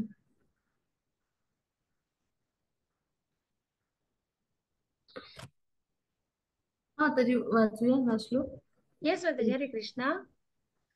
विपद संतुता शश्वत तत्र तत्र जगद्गुरो भवतो दर्शनम यस्यात् पुनर्भव दर्शनम. हरे कृष्णा. हरे कृष्ण. मग आता अशी संकट वेळोवेळी यावीत अशी माझी इच्छा आहे. कारण त्यामुळं आम्हाला तुमचे दर्शन पुन्हा पुन्हा होत राहील आणि तुमचे दर्शन होणं म्हणजे आम्हाला पुन्हा जन्म मृत्यूरूपी संसाराचं दर्शन होणार नाही असं ते म्हणतात. म्हणजे काय की पहा, आपण म्हणजे साधारण सगळे संकटग्रस्त अर्थार्थी, म्हणजे आपण आर्त म्हणू, संकटग्रस्त म्हणजे अर्थार्थी, ज्ञानी, जिज्ञासू, म्हणजे असे की ज्यांनी पुण्यकर्म केली असे सगळे भक्त परमेश्वराची उपासना करतात, हो की नाही, त्यांना शरण जातात. पण जे पापकर्म करत असतात आणि ज्यांची मायाशक्तीने दिशाभूल केलेली असते असे भगवान श्रीकृष्णांकडे येतच नाहीत. म्हणजे आपण भगवान श्रीकृष्णांकडे येणाऱ्या 4 भक्तांचं आणि जे येत नाहीत त्या 4 भक्तांचं आपण उदाहरण भगवद्गीतेत अभ्यासलं, हो की नाही. मग आता भगवान श्रीकृष्णांच्या चरणाचं स्मरण आपण करणं म्हणजे काय, जन्ममृत्यूच्या जे चक्र आहे तर त्याच्यातून मुक्त होणं आणि मोक्षाच्या मार्गावर येणं असं आहे. मग तथाकथित संकट आपली स्वागत करायला उभी असतील, पण आपण भगवान श्रीकृष्णांचं जर स्मरण केलं तर निश्चितच काय हो, मुक्त हो. म्हणजे ही जी संकट असतात ही काय आहे, खरं तर आपल्यासाठी संधी आहे भगवान श्रीकृष्णांनी दिलेली, त्यांना आठवण्याची.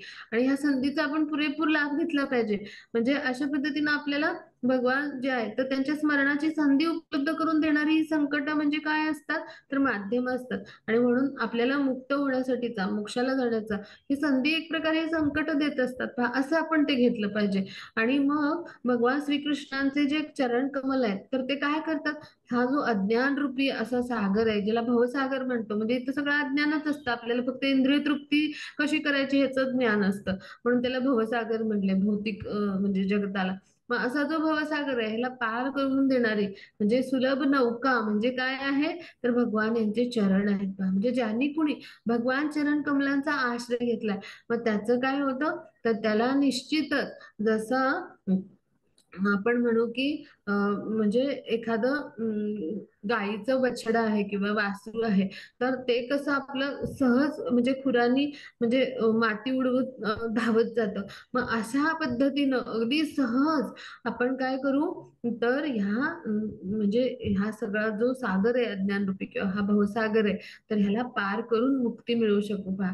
म्हणजे पहा, असा जो भक्त आहे त्याला गोवत्साचं म्हणजे गोवत्साचं खूर जसं आहे तर अशा पद्धतीनं तो सहज पार करू शकतो असं म्हटलंय इथे श्रील प्रभुपाद सांगतात. म्हणजे काय की पहा, म्हणजे गाईचं वासरू कसं दुडक्या चालीने जातं, म्हणजे काय म्हणू आपण की भरगाव असं असतं, ते असे छोटे छोटी पावलं टाकतं पण त्याला दुडकी चाल म्हणतात. पण ते कसे असतात, गतिमान असतात, छोटी छोटी पावलं असतात पण गतिमान.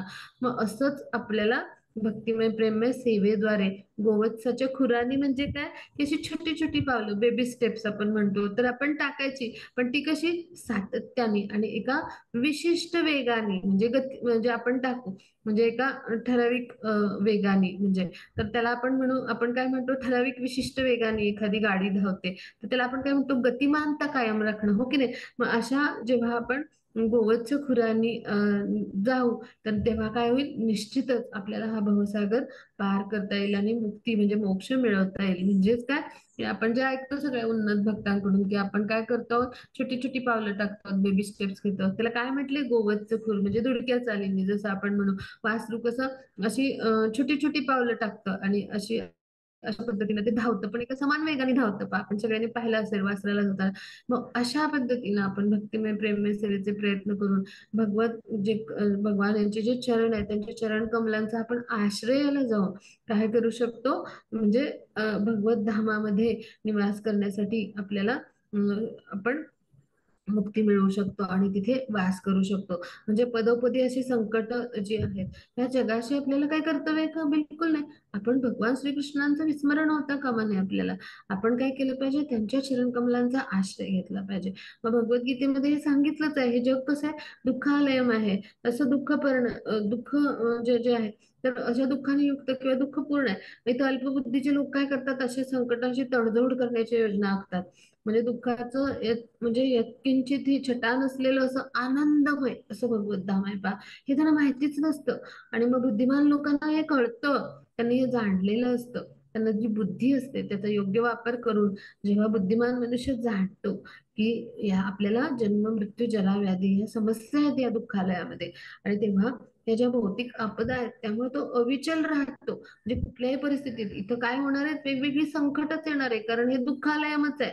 मग तो वेगवेगळ्या ह्या आपदा आहेत तर तिथं कसा राहतो, अविचलित राहतो. म्हणजे काय, कुठल्याही भौतिक संकटाने तो विचलित होत नाही.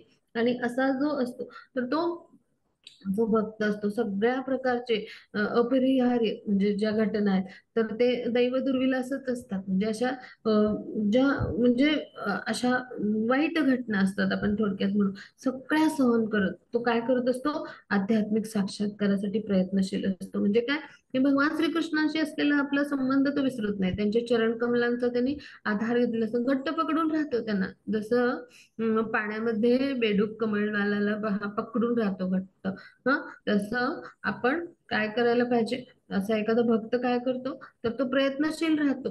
म्हणजे आध्यात्मिक साक्षात्कारासाठी सतत प्रयत्नशील राहतो. म्हणजे वाहतं पाणी असतं पण कमळाचा जो नाल असतो चिखलात त्याला तो बेडूक काय करतो, घट्ट धरतो. म्हणजे तो वाहिला जात नाही आणि त्याद्वारे काय होतं तर त्याचं संरक्षण होतं. मग अगदी असंच आपण काय केलं पाहिजे, तर आपण आध्यात्मिक जे गुरु आहेत, प्रमाणित गुरु, तर यांचे चरण कमल आणि त्या माध्यमातून श्रीकृष्णांचे चरण कमल आपण घट्ट पकडून धरले पाहिजे.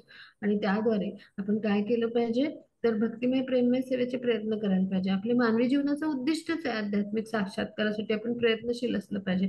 आपला जो दिव्य आत्मा आहे तो ह्या सगळ्या भौतिक संकट म्हणजे विपत्ती, ह्या विपदा ह्यांच्या पलीकडे आहेत. तो कसा आहे, सच्चिदानंद आहे पहा. मग ह्या आपदा कशा आहेत, मिथ्या आहेत. ह्या कशा आहेत, तात्पुरत्या आहेत. म्हणजे वाघ आपल्याला खाऊन टाकेल म्हणून एखाद्याला स्वप्न पडलं तर तो संकटात ओरडेल. म्हणजे स्वप्नामध्ये तो संकटात आहे, तो ओरडेल देखील. पण वाघ आणि प्राण संकट ही नाही, हे केवळ आपल्याला स्वप्नच आहे, हे आपल्याला जागे झाल्यावर कळेल. मग तसंच आहे आपल्या जीवनामध्ये ही जी संकट आहेत आणि ही दुःख आहे ती स्वप्नवतच आहे. कारण हे जे आपलं जग आहे, भौतिक जग, हे आभासी आहे, विकृत प्रतिबिंब आहे. आपलं जे शाश्वत जग आहे, आध्यात्मिक जगत म्हणजे काय आहे, तर गोलोक वृंदावन, मग त्याचं काय आहे, विकृत प्रतिबिंब आहे. म्हणजे स्वप्नवत आहे, भासवत आहे. आणि म्हणून इथं आपण जर प्रेममय सेवेद्वारे किंवा भक्तिमय प्रेममय सेवेद्वारे अशा भगवान श्रीकृष्णांशी की जे परमपुरुषोत्तम आहे, त्यांच्याशी आपण संपर्क साधण्यात जर यशस्वी झालो तर आपण सगळं काही मिळवलं. मग हे कोण आपल्याला देतं, तर आपले जे प्रमाणित आध्यात्मिक गुरु आहेत. आता कुंती मातांच्या जीवनामध्ये गुरु म्हणून पण कोण आहेत, इथं शब्द आलाय तत्र जगद्गुरु श्लोकामध्ये. म्हणजे काय, की कोण आहेत, तर ते भगवान श्रीकृष्णच आहेत पहा. असे जगताचे नाथ आणि जगद्गुरु म्हणजे भगवान आहेत. तर ते त्यांच्या जीवनी आले आणि त्यामुळं ते भगवान पण आहेत. तर त्यामुळे त्यांनी सगळं काही मिळवलं. मग हे कशा पद्धतीनं, नवविधा भक्तीद्वारे आपण. मग त्यापैकी कुठलंही एक अंग म्हणजे एका पद्धतीनं आपण भक्ती जरी केली, म्हणजे नवविधा भक्तीतल्या सगळ्या भक्तींनी सुद्धा आवश्यकता नाही. म्हणजे नवविधा भक्तीमध्ये काय काय येतं, कोण सांगेल, नवविधा भक्ती मधली 9 अंग कोणती, कोणाला आठवतात, कोण सांगू शकेल? हरे कृष्ण. भक्तीची अंग कुठली नवविधा भक्तीमध्ये, कोणाला आठवतात? हरे कृष्ण, सांगता येतील कोणाला? हरे कृष्ण, माझा आवाज ऐकू येतो ना सगळ्यांना? हो माताजी, येतोय हा ना. हा ओके, मी सांगते. हा नवदा भक्तीची साधना, हा श्रवणम कीर्तयन्तो माम, म्हणजे स्मरणम पादसेवनम, अर्चनम वंदनम दास्यम, साख्यम आत्मनिवेदनम. हरे कृष्ण. हा, आता ही 9 अंग आहेत.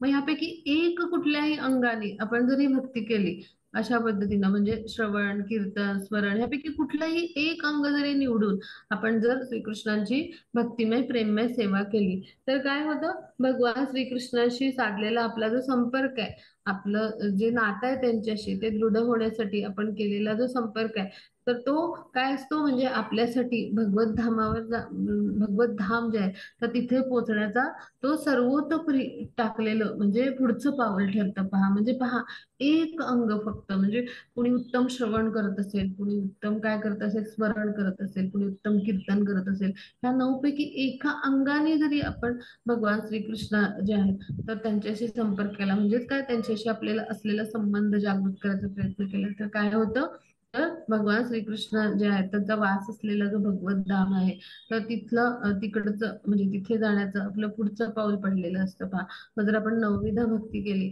तर कृष्णाची किती कृपा होईल आपल्याला, हो की नाही. मग आपण काय करायला पाहिजे, त्यात आपण आजपासून ठरवूया, हो की नाही, म्हणजे आपण कशी नवविधा भक्ती करायचा प्रयत्न करायला पाहिजे, हे आता आपण कुंती माता जे आहेत तर त्यांच्या माध्यमातून आज शिकलो. पहा, मग कुंती मातांनी जशा पद्धतीने म्हणजे जे श्रीकृष्ण आहेत तर म्हणजे त्यांच्या चरणी प्रार्थना केल्या, त्या कृतज्ञता व्यक्त केल्या, आणि मग त्यांची भक्ती कशी केली, आता हे आपण शिकलो, म्हणजे कशा पद्धतीने त्यांनी भक्ती केली. मग त्यापैकी 9 अंगापैकी एक जरी अंगाने आपण भक्ती केली तरी देखील आपलं ते कृष्ण भावनेमधलं पुढचं पाऊल असतं. पण मग आपण 9 अंगाने केली तर कृष्णांची किती कृपा होईल, हो की नाही. म्हणजे कृष्ण भावना कशी आपल्याला शीघ्रातिशीघ्र भगवत धामात नेणारी आहे, पहा, हे आपल्याला समजलं, हो की नाही. आजपासून आपण काय करूया, नवविधा भक्तीचे जास्तीत जास्त प्रयत्न करूया. कशी 9 अंगाने अमरीश महाराजांनी जशी केली नवविधा भक्ती, तशी आपल्याला करता येईल असा प्रयत्न करूया. आणि म्हणून काय म्हणतात, की कुंती माता जे काय म्हणतात, की मला वारंवार म्हणजे काय करा, की दुःखच द्या, की ज्याद्वारे काय होईल, की ही जी संकट आहेत त्यामुळे मी तुमचं पुन्हा पुन्हा दर्शन घेऊ शकेल. आणि त्यामुळे काय होईल, वारंवार जे जन्ममृत्यूच्या चक्रात अडकायला म्हणजे असं होत आहे, तर हे सगळं बंद होईल, म्हणजेच काय, भगवत धामाची प्राप्ती होईल. म्हणजे नवविधा भक्ती जी आहे त्यापैकी एक देखील भक्तीने आपण भगवान श्रीकृष्णांची भक्तिमय प्रेममय सेवा केली तर काय होतं, भगवत धामामध्ये जाण्यासाठीची आपली पुढची पावलं पडतात. मग नवविधा भक्ती केल्यावर किती पडतील आपण विचार करूया, हो की नाही, आणि तसा प्रयत्न करूया. तर पुढे जाऊया. हा त्याची पुढचा श्लोक घेऊया.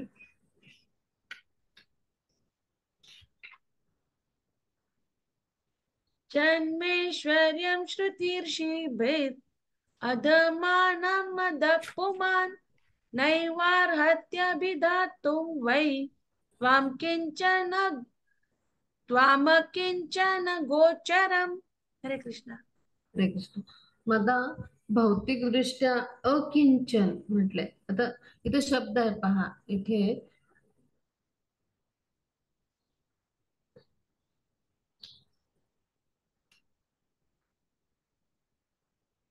हा, तर इथे भौतिक दृष्टीने जे दीनहीन असं आपण म्हणतो. तर आता दीन आणि हीन म्हणजे काय हे समजून घेतो आता आपण. अकिंचन पुढे येईल शब्द, तर आधी आपण हा भाग समजून घेऊया. मग जे जन्म ऐश्वर्य शब्दात जो सुरुवात आहे, पहा शब्द जो पहिला शब्द आहे ना, तर इथं काय, जन्मेश्वर्य हा शब्द आहे, सगळ्यांनी इकडे लक्ष देऊ. तर हे जे जन्म ऐश्वर्य आहे, आणि पुढे काय म्हटलंय, की असं जे जन्म ऐश्वर्य आहे किंवा श्रुत म्हणजे श्रुत श्रीभी, म्हणजे अशी काहींना विद्या असते, काहींच्याकडे श्रीभी म्हणजे सौंदर्य असतं, असे काही म्हणजे असं जे काही मिळतं श्रीकृष्णांच्या कृपेमुळं. पहा, तर हे कसं आहे, पहा, म्हणजे भौतिक दृष्टीनं जे दीनहीन झालेले आहेत अशांना अगदी सहजतेनं प्राप्त होणारे म्हणजे भगवान श्रीकृष्ण आहेत, असं पहा. कुंती माता म्हणतात. कुंती माता काय म्हणतात, हे प्रभू, जे भौतिक दृष्टीनं असे दीनहीन झालेले आहेत. मग त्याचाच अर्थ पुढच्या श्लोकात येईल आता, अकिंचन म्हणजे, अकिंचन म्हणजे जे काही धन आहे म्हणजे, तर ते सगळं म्हणजे काय, समाप्त झालेलं आहे, म्हणजे म्हणजे असं, म्हणजे तर अकिंचन ह्या शब्दाचा अर्थ म्हणजे, तर सगळं काही म्हणजे पुढे ह्या श्लोकात पण शब्द आहे, पहा शेवटी, काय आहे, अकिंचन गोचर, म्हणजे भौतिक दृष्टीने जे सगळं समाप्त झालंय, दीनहीन म्हणजे सगळं असं जे नाहीच झाले. म्हणजे असे भौतिक जे स्थावर जंगम असतात म्हणजे अशा दृष्टीने जे संपले असे जे ते दीनहीन होतात म्हणजे त्यांच्याकडचं सगळं नष्ट होऊन, तर अशांना सहजपणे प्राप्त होणारे म्हणजे भगवान आहेत. म्हणजेच काय, आपल्याकडचे जे भौतिक आपल्या जीवनामध्ये अडथळे असतात म्हणजे जे आध्यात्मिक पथावर जाण्यासाठी जे भौतिक गोष्टी अडथळे असतात म्हणजे जे भौतिक दृष्टीनं आपली संपत्ती असू शकतं, आपली म्हणजे ती प्रसिद्धी असू शकतं, म्हणजे अशा आपल्या पद्धती आपल्या म्हणजे भौतिक जगतानुसार ते ऐश्वर्य असू शकतं, आपल्यासाठी सौंदर्य असू शकतं, आपल्यासाठी उत्तम विद्या असू शकते. पण प्रत्यक्षात ते काय असतात, आपल्या आध्यात्मिक स्तरावर म्हणजे जाण्यासाठी आपल्यासारख्या जीवात्मासाठी ते काय असतात, भौतिक दृष्टीने अडथळेच असतात. मग हे ज्यांचे म्हणजे नाहीसे झालेत, म्हणून या अर्थाने काय म्हणले, भौतिक दृष्टीने जे दीनहीन झालेत म्हणजे या सगळ्या भौतिक गोष्टी रहित झालेत असे जे आहेत, अशांना सहजतेने भगवान प्राप्त होतात. म्हणजे काय, तर ते आपण समजून घेऊया की भौतिक प्रगती पथावर मनुष्याला काय नेतं, तर आदरणीय वंश किंवा मोठं वैभव म्हणजे एखाद्या उच्च कुळातला जन्म पहा. मनुष्याला ह्या सगळ्या गोष्टींचा अभिमान असतो पहा, की एखाद्या उच्च कुळामध्ये त्याला जन्म मिळतो, मग त्याच्याकडे मोठं संपत्ती किंवा वैभव असतं, ही दुसरी गोष्ट असते. उच्च कुळात म्हणजे आता उच्च कुळ म्हणजे आता म्हणजे महान राज्य आहेत म्हणजे आता कुरुवंशामध्ये जन्म मिळाला होता पहा अर्जुनांना, असं उदाहरण म्हणून आपण अभ्यासूया.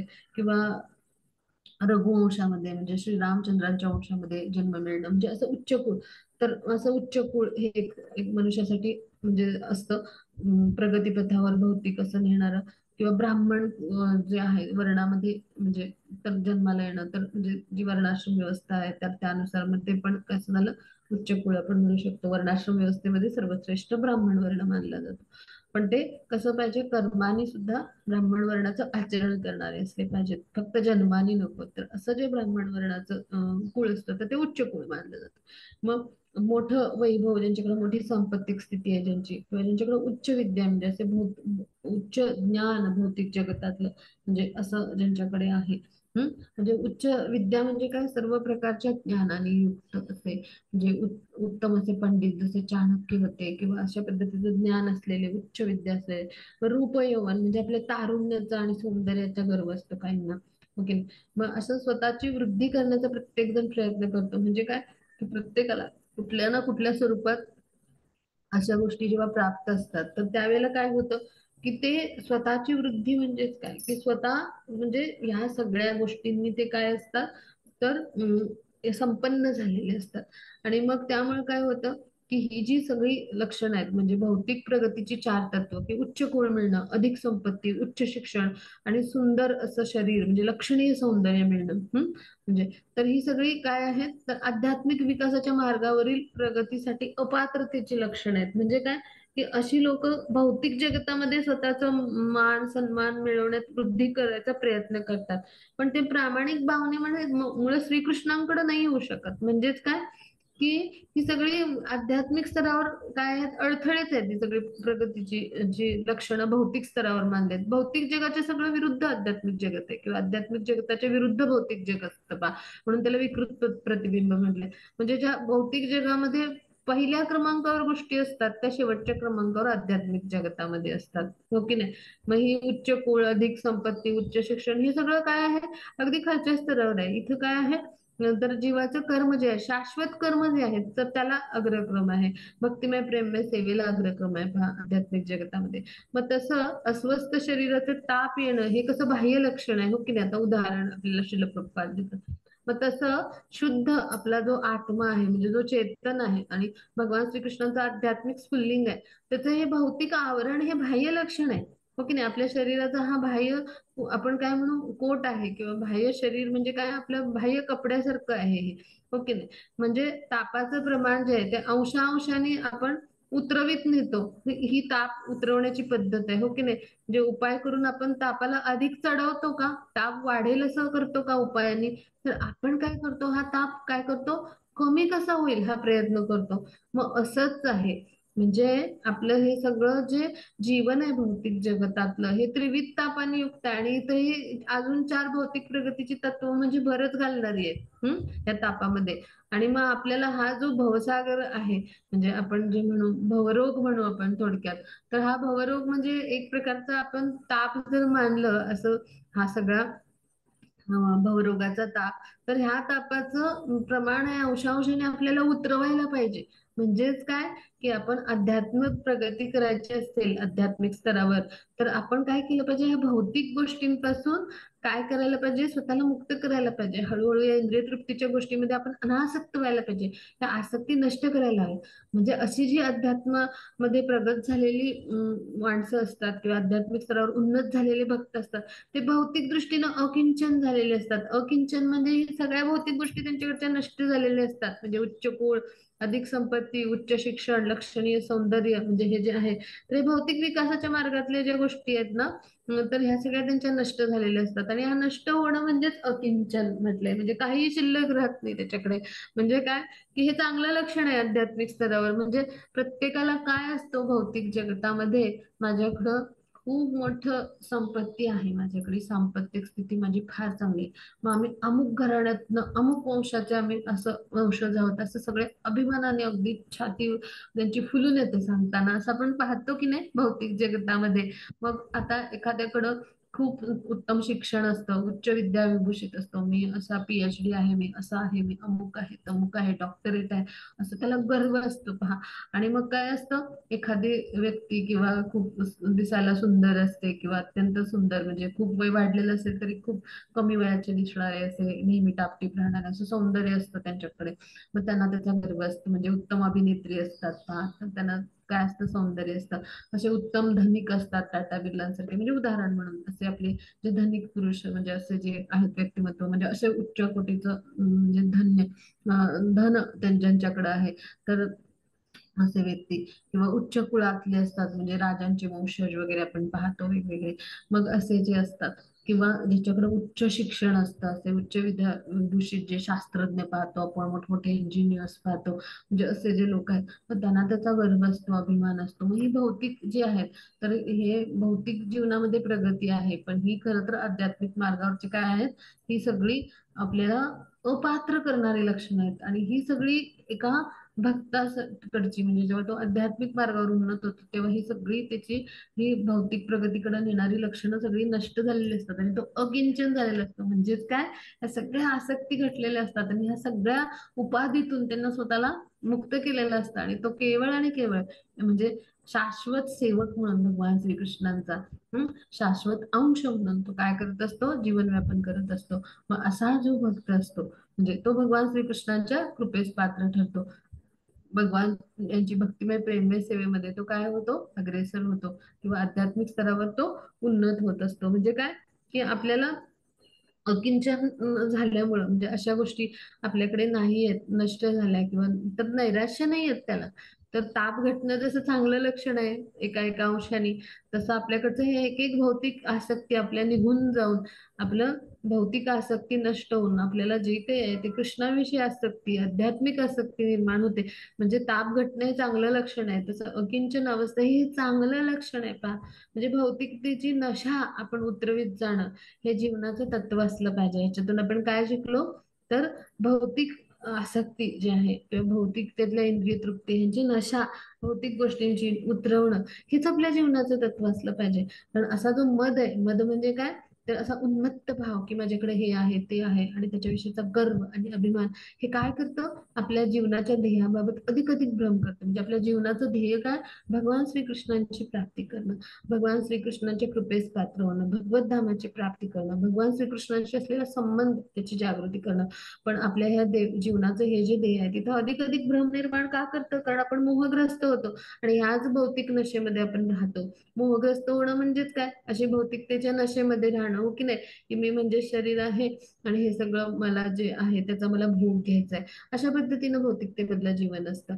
मग हा मध जो आहे तो जसजसा आपण म्हणजे जीवनाच्या ध्येयाबाबत आपल्या जागरूक होतो किंवा आपण त्याला म्हणू कृष्णा कॉन्शियस होतो, कृष्ण भावनेमध्ये दृढ होतो, तसा हा भ्रम जो आहे तो काय होतो, नष्ट होत जातो. आणि मग स्थूल स्तरावर असे भ्रमित झालेले जे लोक आहेत, म्हणजे उच्च कुळ, अधिक संपत्ती, उच्च शिक्षण, असं म्हणजे खूप सौंदर्य, अशा सगळ्या गोष्टींमध्ये जे जास्त आसक्त आहेत, मग असे लोक कसे आहेत, ते कधी श्रीकृष्णांकडं प्रामाणिक भावनेमध्ये मध्ये येऊ नाही शकत. म्हणजेच काय, की लोक परमेश्वराच्या धामात प्रवेश करण्यास ते अपात्र आहेत, कारण त्यांच्यामध्ये आसक्ती जोपर्यंत आहे तोपर्यंत ते काय करणार आहेत, इंद्रिय तृप्तीच करणार आहेत आणि अशा इच्छा आकांक्षा वासनांनी ग्रस्त राहणार आहेत.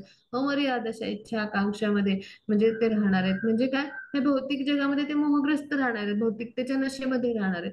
मग ही जेव्हा नशा उतरवीत जाऊ आपण, तेव्हा आपल्याला लक्षात येईल की आपल्याला परमेश्वराच्या धामामध्ये जायचंय आणि त्यासाठी पात्र व्हायला काय करायला पाहिजे, आपण अशा दृष्टीनं किंचन असलं पाहिजे. म्हणजे काय, की जे अशा म्हणजे आपण जे म्हणून तथाकथित जे भौतिक प्रगतीची लक्षणं मानली जातात भौतिक जीवनामध्ये, असे जे गोष्टी आहेत चार, तर ह्याच्यापासून काय राहिलं पाहिजे, आपण दूर राहिलं पाहिजे.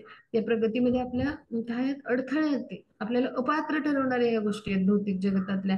आणि त्याद्वारे आपण काय केलं पाहिजे, की भौतिकतेची नशा थोडक्यात आपण उतरवत गेलं पाहिजे. मग जेव्हा आपण अशा जीवनाचं तत्व अंगीकारू, असे प्रयत्न करू, तेव्हा काय होईल, आपल्याला भगवत धामात प्रवेश मिळेल. म्हणजे पहा, केवढं मोठं सत्य आपण शिकलो, की भौतिकदृष्ट्या प्रगत होणं म्हणजे उच्च कुळात जन्म घेणं, गडगंज संपत्ती जवळ असणं, उच्च शिक्षण घेणं, आकर्षक शरीर सौंदर्य असणं, असं सगळं भौतिकवादी संपत्तीसाठी लोक सगळे वेडे झालेले आहेत आजच्या जगामध्ये. आधुनिक संस्कृती अशीच आहे, हो की नाही.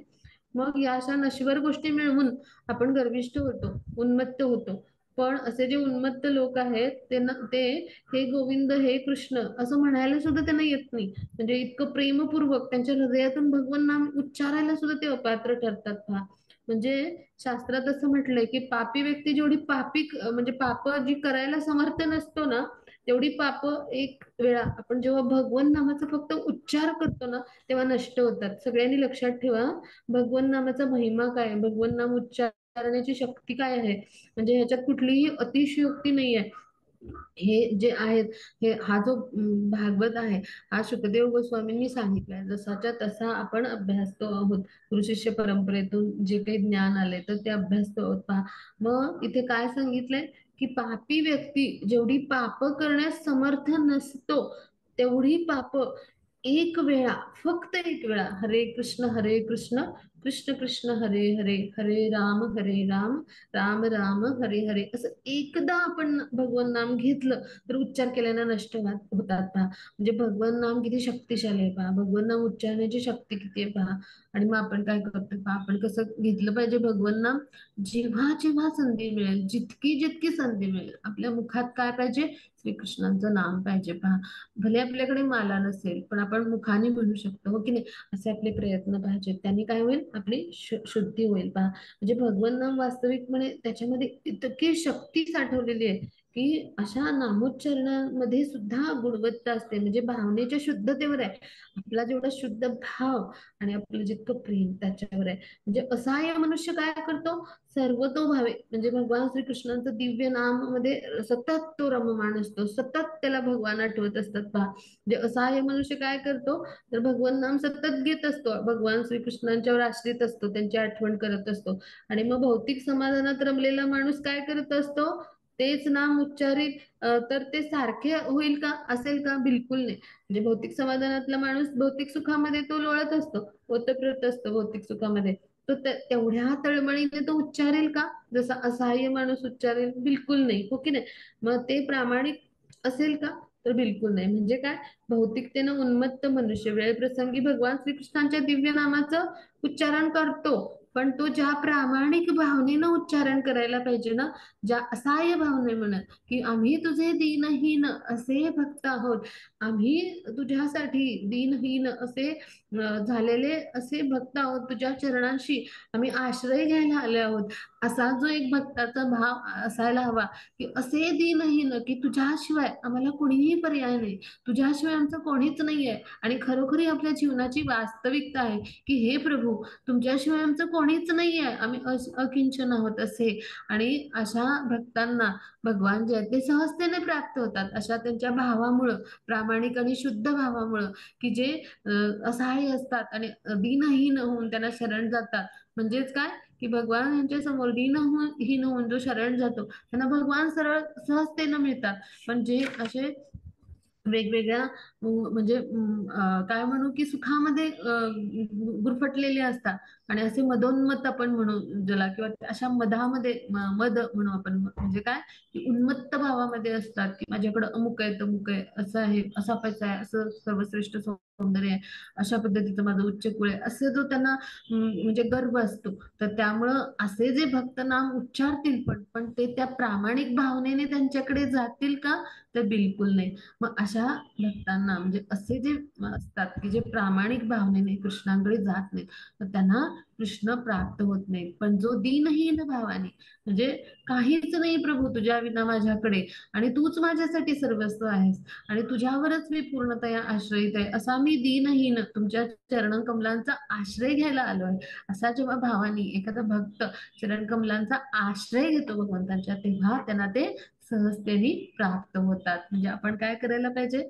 आपल्याला जो मिथ्या अहंकार आहे तो त्यागला पाहिजे. पहा, आता ह्या श्लोकातून आपण काय अनुभवलं, आपण मिथ्या अहंकार कसा त्यागायचा हे शिकलो. पहा, आणि ह्यासाठी आपण काय केलं पाहिजे, ह्या भौतिक आसक्ती रूपी जे आसुर आहेत आपल्या जीवनामध्ये, त्यांना त्यागायला शिकलं पाहिजे. ह्यांना त्यागण्यासाठी कोण आपल्याला म्हणजे प्रयत्न आपल्याला हे त्यागण्यासाठी, ह्यांचा वध करण्यासाठी आपल्याला कोण मदत करतील, तर श्रीकृष्ण मदत करतील. कारण असुरांना म्हणजे मारण्यामध्ये, ठार करण्यामध्ये कृष्ण पारंगत आहेत. मग कृष्णांच्या नामाचा आपण जर जप केला तर ते इतकं शक्तिशाली आहे की आपल्या मनातले हे सगळे विकार रूपी, शंका रूपी आसुर किंवा आसक्ती रूपी जे आसुरच आहेत सगळे, हे काय होतील, नष्ट होतील. आता कलियुगामध्ये एकाच व्यक्तीमध्ये सगळ्या प्रकारचे आसुर असतात आणि दैवी पण गुण असतात, हो की नाही.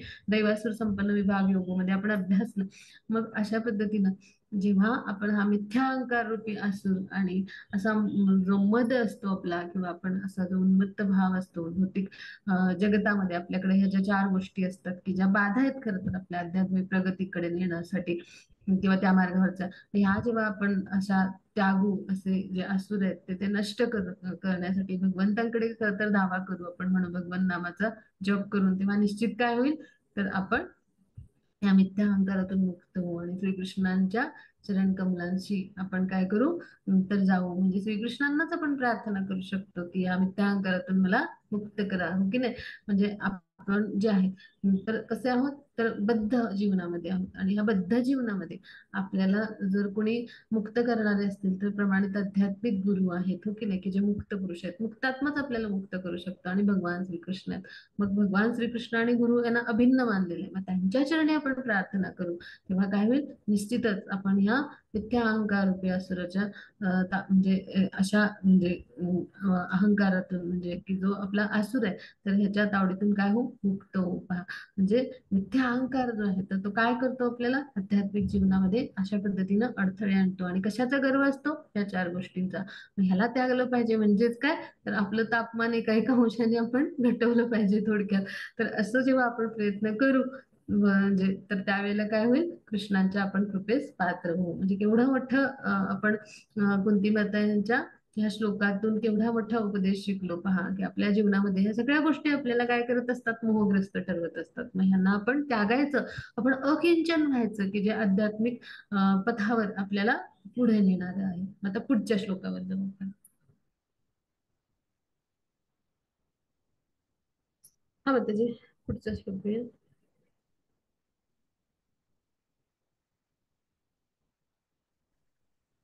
नमो किंचन वित्ताय निवृत्त गुणवृत्तये आत्मरामाय शांताय कैवल्यपतये नमः. हरे कृष्ण. हरे कृष्ण. आता इथे काय म्हणतात कुंती माता, भौतिकदृष्ट्या अकिंचन झालेल्यांचे धन असलेल्या तुम्हाला माझा नमस्कार असो. म्हणजे भौतिकदृष्ट्या अकिंचन आहेत असे जे आहेत, आणि त्यांचं धन असलेले कोण आहेत, म्हणजे अशा अकिंचन व्यक्तीचं धन कोण आहेत, सर्वश्रेष्ठ धन असं कोण आहेत भक्तांचं, तर भगवान श्रीकृष्ण आहेत. मग अशा म्हणजे अकिंचन झालेल्या लोकांचा, म्हणजे असे भौतिक दृष्ट्या जे अकिंचन झालेत, म्हणजे ह्या सगळ्या चार जे विकासाचे भौतिक, म्हणजे आपण म्हणू जगतातल्या विकासाचे जे चार तत्व आहेत किंवा प्रगतीची चार तत्व, तर ह्यापासून मुक्त झालेले म्हणजे अकिंचन झालेले असे कोण असतात, भगवान श्रीकृष्णांचे प्रामाणिक भक्त असतात, शुद्ध भक्त असतात. मग असे जे आहेत, तर या लोकांचे धन कोण आहेत, सर्वश्रेष्ठ भगवान श्रीकृष्ण आहेत, है ना. आणि असे जे धन आहे, तर त्यांच्या चरणी माझा नमस्कार असो, असं कुंती माता म्हणतात. म्हणजे तुम्ही तीन गुणांच्या प्रभावाच्या कसे आहात, पलीकडे आहात असे भगवान जे आहेत, तर ते काय आहेत, तर ते कैवल्यपतये म्हटले पहा. या श्लोकामधली ही ओळ जर आपण वाचली तर कैवल्यपतये नमः असं म्हटलंय त्यांनी. म्हणजे काय, की अशा तीन गुणांचे, म्हणजे प्रकृतीच्या तीन गुणांच्या प्रभावाच्या पलीकडे असे भगवान आहेत.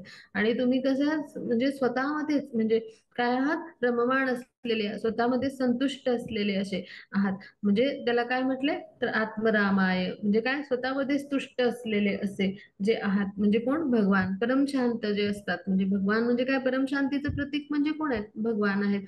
परम म्हणजे जे आहेत असे जे आहेत पुरुष म्हणजे कोण आहेत, भगवान आहेत. म्हणजे आपल्या आत्म्यामध्येच तुष्ट असलेले भगवान कसे तृप्त आहेत स्वतःमध्ये, पूर्णतः आध्यात्मिक आहेत, सच्चिदानंद आहेत, म्हणून त्याला काय म्हटलं जातं, आत्माराम. आणि असा जो भक्त असतो भगवंतांचा, की जे स्वतःमध्ये संतुष्ट असतात आणि भगवंतांच्या भक्तिमय प्रेममय सेवेमध्येच त्यांनी आपलं जीवन समर्पित केलेलं असतं, असे जे असतात त्यांना देखील काय म्हटलं जातं, आत्माराम असं म्हटलं जातं. मग असे जे आहेत, म्हणजे तर ब्रह्मानुभवात म्हणजे काय, की असे ब्रह्मानुभव म्हणजे काय, की अशा म्हणजे ब्रह्मस्तरावरती, म्हणजे अशा पूर्णतः म्हणजे आध्यात्मिक स्तरावरती जे एकरूप झालेले असतात. म्हणजे ब्रह्मानुभव म्हणजे काय, की असे मुक्त पुरुष, शुद्ध भक्त, की जे प्रकृतीच्या तीन गुणांच्या पलीकडे गेलेत. आणि भगवत भक्तीमध्ये पण ब्रह्मस्तर असतो, म्हणजे काय, की जे देहात्मबुद्धीतून मुक्त झालेले आहेत, किंवा जे तीन गुणांच्या मधून मुक्त झालेले आहेत, तीन गुणांच्या प्रभावामधून. मग असे ब्रह्मस्तरावर म्हणजे गुणांनी समान झालेले भक्त जे असतात त्यांना भक्तीमधला ब्रह्मस्तर म्हणायचं. म्हणजे भगवान जे आहेत तर त्यांच्याशी एकरूप गुणांनी झालेले असतात. प्रकृतीच्या तीन गुणातून मुक्त झालेले असतात. मग अशा ब्रह्मानुभवामध्ये भगवान तर कायमच असतात, कारण भगवान कसे आहेत, मुक्त पुरुष आहेत, सच्चिदानंद आहेत भगवान. मग त्यांच्याशी आपण गुणांनी समान होतो आणि काय करतो, तर भक्तिमय प्रेममय सेवेचा आनंद घेतो. पण भगवान आणि भक्त यांच्यामध्ये श्रेष्ठता आणि कनिष्ठता ही असतेच. भगवान श्रेष्ठ आहेत, आपण कनिष्ठ आहेत. त्यामुळे ब्रह्मस्तरावर एकत्र जरी आपण एकरूप जरी असलो तरी आपल्याला स्वतंत्र अस्तित्व असतं, आपण आपलं अस्तित्व नाही गमावत. तर आपल्याला आपलं भक्त म्हणून स्वतंत्र अस्तित्व हे असतंच. आणि त्याद्वारे आपण भक्तिमय प्रेममय सेवा करत असतो. जसं कसं आहे, की हिरव्या झाडावर जो पोपट आहे तर तो काय करतो, हिरव्या झाडाची फळं चाखण्यासाठी, ती फळं खाण्यासाठी तिथं आनंद घेत असतो, ना की तिथे एकरूप होण्यासाठी. तर तसं आपण ब्रह्मानुभवामध्ये म्हणजे मग्न जसे भक्त म्हणजेच काय, तर भगवंतांचे अशी ब्रह्मस्तरावर एकनिष्ठ झालेले म्हणजे असे शुद्ध भक्त, म्हणजे ज्यांनी आध्यात्मिक स्वरूपस्थिती प्राप्त केली, स्वतःची शुद्ध आध्यात्मिक देह प्राप्त केलाय, असे जे भक्त असतात तर ते काय करत असतात, तर भगवान आहेत तर त्यांच्या चिंतनामध्ये सतत मग्न झालेले असतात. आणि त्यांचं धन काय असतं, अशा भौतिकदृष्ट्या अकिंचन असतात ते, पण त्यांचं धन काय असतं, श्रीकृष्ण, की जे परमाधिपती आहेत. तर अशा म्हणजे असं सगळ्या म्हणजे भक्तांचं, की जे श्रीकृष्णांशी म्हणजे अशा पद्धतीने त्यांच्या भक्तिमय प्रेममय सेवेमध्ये आणि त्यांच्या विचारामध्ये, त्यांच्या चिंतनामध्ये मग्न झालेले असतात, त्याला काय म्हटले, ब्रह्मानुभवात मग्न झालेले. म्हणजे त्या शुद्ध आध्यात्मिक देहाची प्राप्ती करून भगवत जे आहे तर त्यांच्या चरणांशी आश्रित असलेले, त्यांच्या सेवेमध्ये रममाण असलेले असे शुद्ध भक्त. हा तर असे जे असतात ते जरी अकिंचन असले तरी त्यांचे धन कोण आहेत, अशा मग्न असलेल्या लोकांचं, ब्रह्मानुभवात जे मग्न आहेत अशा लोकांचं धन कोण आहे, तर ते म्हणजे अधिपती किंवा असे जे आहे ते श्रीकृष्ण, तेच त्यांचं धन आहे. आणि ते कसे आहेत, त्या सगळ्यांचे अधिपती आहेत अशा सगळ्या भक्तांचे. अधिपती म्हणजे काय, की सर्वोच्च असे म्हणजे सर्वश्रेष्ठ असे प्रमुख पती म्हणजे कोण, तर ह्या सगळ्यांचे नायक किंवा नेता या अर्थाने. मग असे कोण आहेत, जगन्नायक जगतपती आपण कोणाला म्हणतो, श्रीकृष्णांना. तर असे कोण आहेत सर्वोच्च नियंत्रक, असे परमश्रेष्ठ असे पुरुष, सर्वोच्च ज्ञानामध्ये उत्तम अधिकारी असलेले असे कोण आहेत, भगवान श्रीकृष्ण. मग त्यांच्या चरणांशी माझा नमस्कार असो, असं कुंती माता म्हणतात. केवढा मोठा मग तिचा अर्थ ह्याच्यामध्ये दडलाय पहा, आपण तो समजून घ्यायचा प्रयत्न करूया. मग इथे पहा, आपण समजून घेऊया की केवळ निर्धन आलं म्हणजे निर्धनत्व आलं आपल्याकडं, म्हणून काही आपण वैरागी होत नाही. म्हणजे वैराग्य म्हणजे काय, तर फक्त आपण निर्धन होणं म्हणजे वैराग्य आपल्याकडं आलं असं नाही म्हणता येणार. म्हणजे एखादा व्यक्ती गरीब आहे, त्याच्याकडे निर्धन म्हणजे तो झालाय, त्याच्याकडचं सगळं धन संपलंय, म्हणजे तो वैरागी होईल का? इंद्रिय तृप्तीच्या जोपर्यंत इच्छा आहे तोपर्यंत त्याच्याकडे वैराग्य आलं आपण म्हणू का? बिलकुल नाही. म्हणजे एखाद्या गोष्टीचा आपण जेव्हा त्याग करतो, कारण त्याला त्याहून अधिक काहीतरी मौल्यवान मिळणार असतं. भौतिक जीवनामध्ये कसं असतं पहा, एखादी गोष्ट आपण त्यागतो तेव्हा आपल्याला अजून त्याच्यापेक्षा काहीतरी चांगलं मिळणार असतं. म्हणजे उदाहरण घेऊ, आपल्याला चांगल्या शिक्षणाकरता काय करायला लागतं, तर आपण बालसुलभ सवयींचा त्याग करतो. म्हणजे आपण विद्यार्थी जेव्हा होतो तेव्हा आपण काय करतो, आपल्या ज्या बालसुलभ सवयी आहेत त्या त्यागतो, हो की नाही. म्हणजे आपण हट्ट करत नाही, आपण काय करतो, तडजोड स्वीकारतो, मग आपण उत्तम शिक्षण घेतो.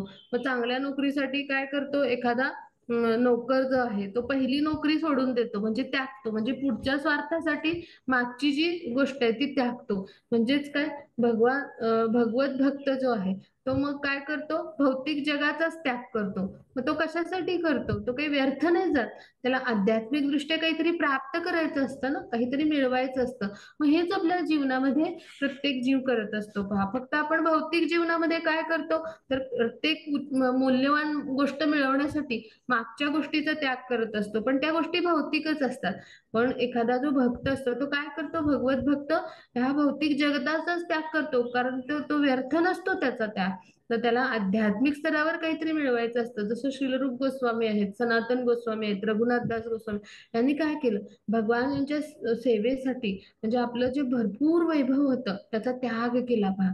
मग लौकिक दृष्टीनं ते फार सन्माननीय होते. म्हणजे रूप सनातन गोस्वामी हे बंगाल सरकारचे मंत्री होते, रघुनाथदास गोस्वामी एका मोठ्या जमीनदाराचे पुत्र होते. पण ह्या गोष्टींपेक्षा काहीतरी अधिक मिळवण्यासाठी त्यांनी काय केलं, ह्या सगळ्या भौतिक सर्वस्वाचा त्याग केला, म्हणजे ते अकिंचन झाले. म्हणजे साधारणतः भगवत भक्तांजवळ भौतिक वैभव नसतं, पण भगवान श्रीकृष्ण जे आहेत त्यांच्या चरण कमलात त्यांचा एक गुप्त खजिना असतो. म्हणजे काय, तर त्यांची कृपाच असते ना ती त्यांच्यावर. म्हणजे सनातन गोस्वामीविषयी एक छान घटना आहे पहा, की त्यांच्याकडं परीस होतं बरं का, परसाचा तुकडा म्हणजे खडा होता तसा, खड्यासारखा तुकडा.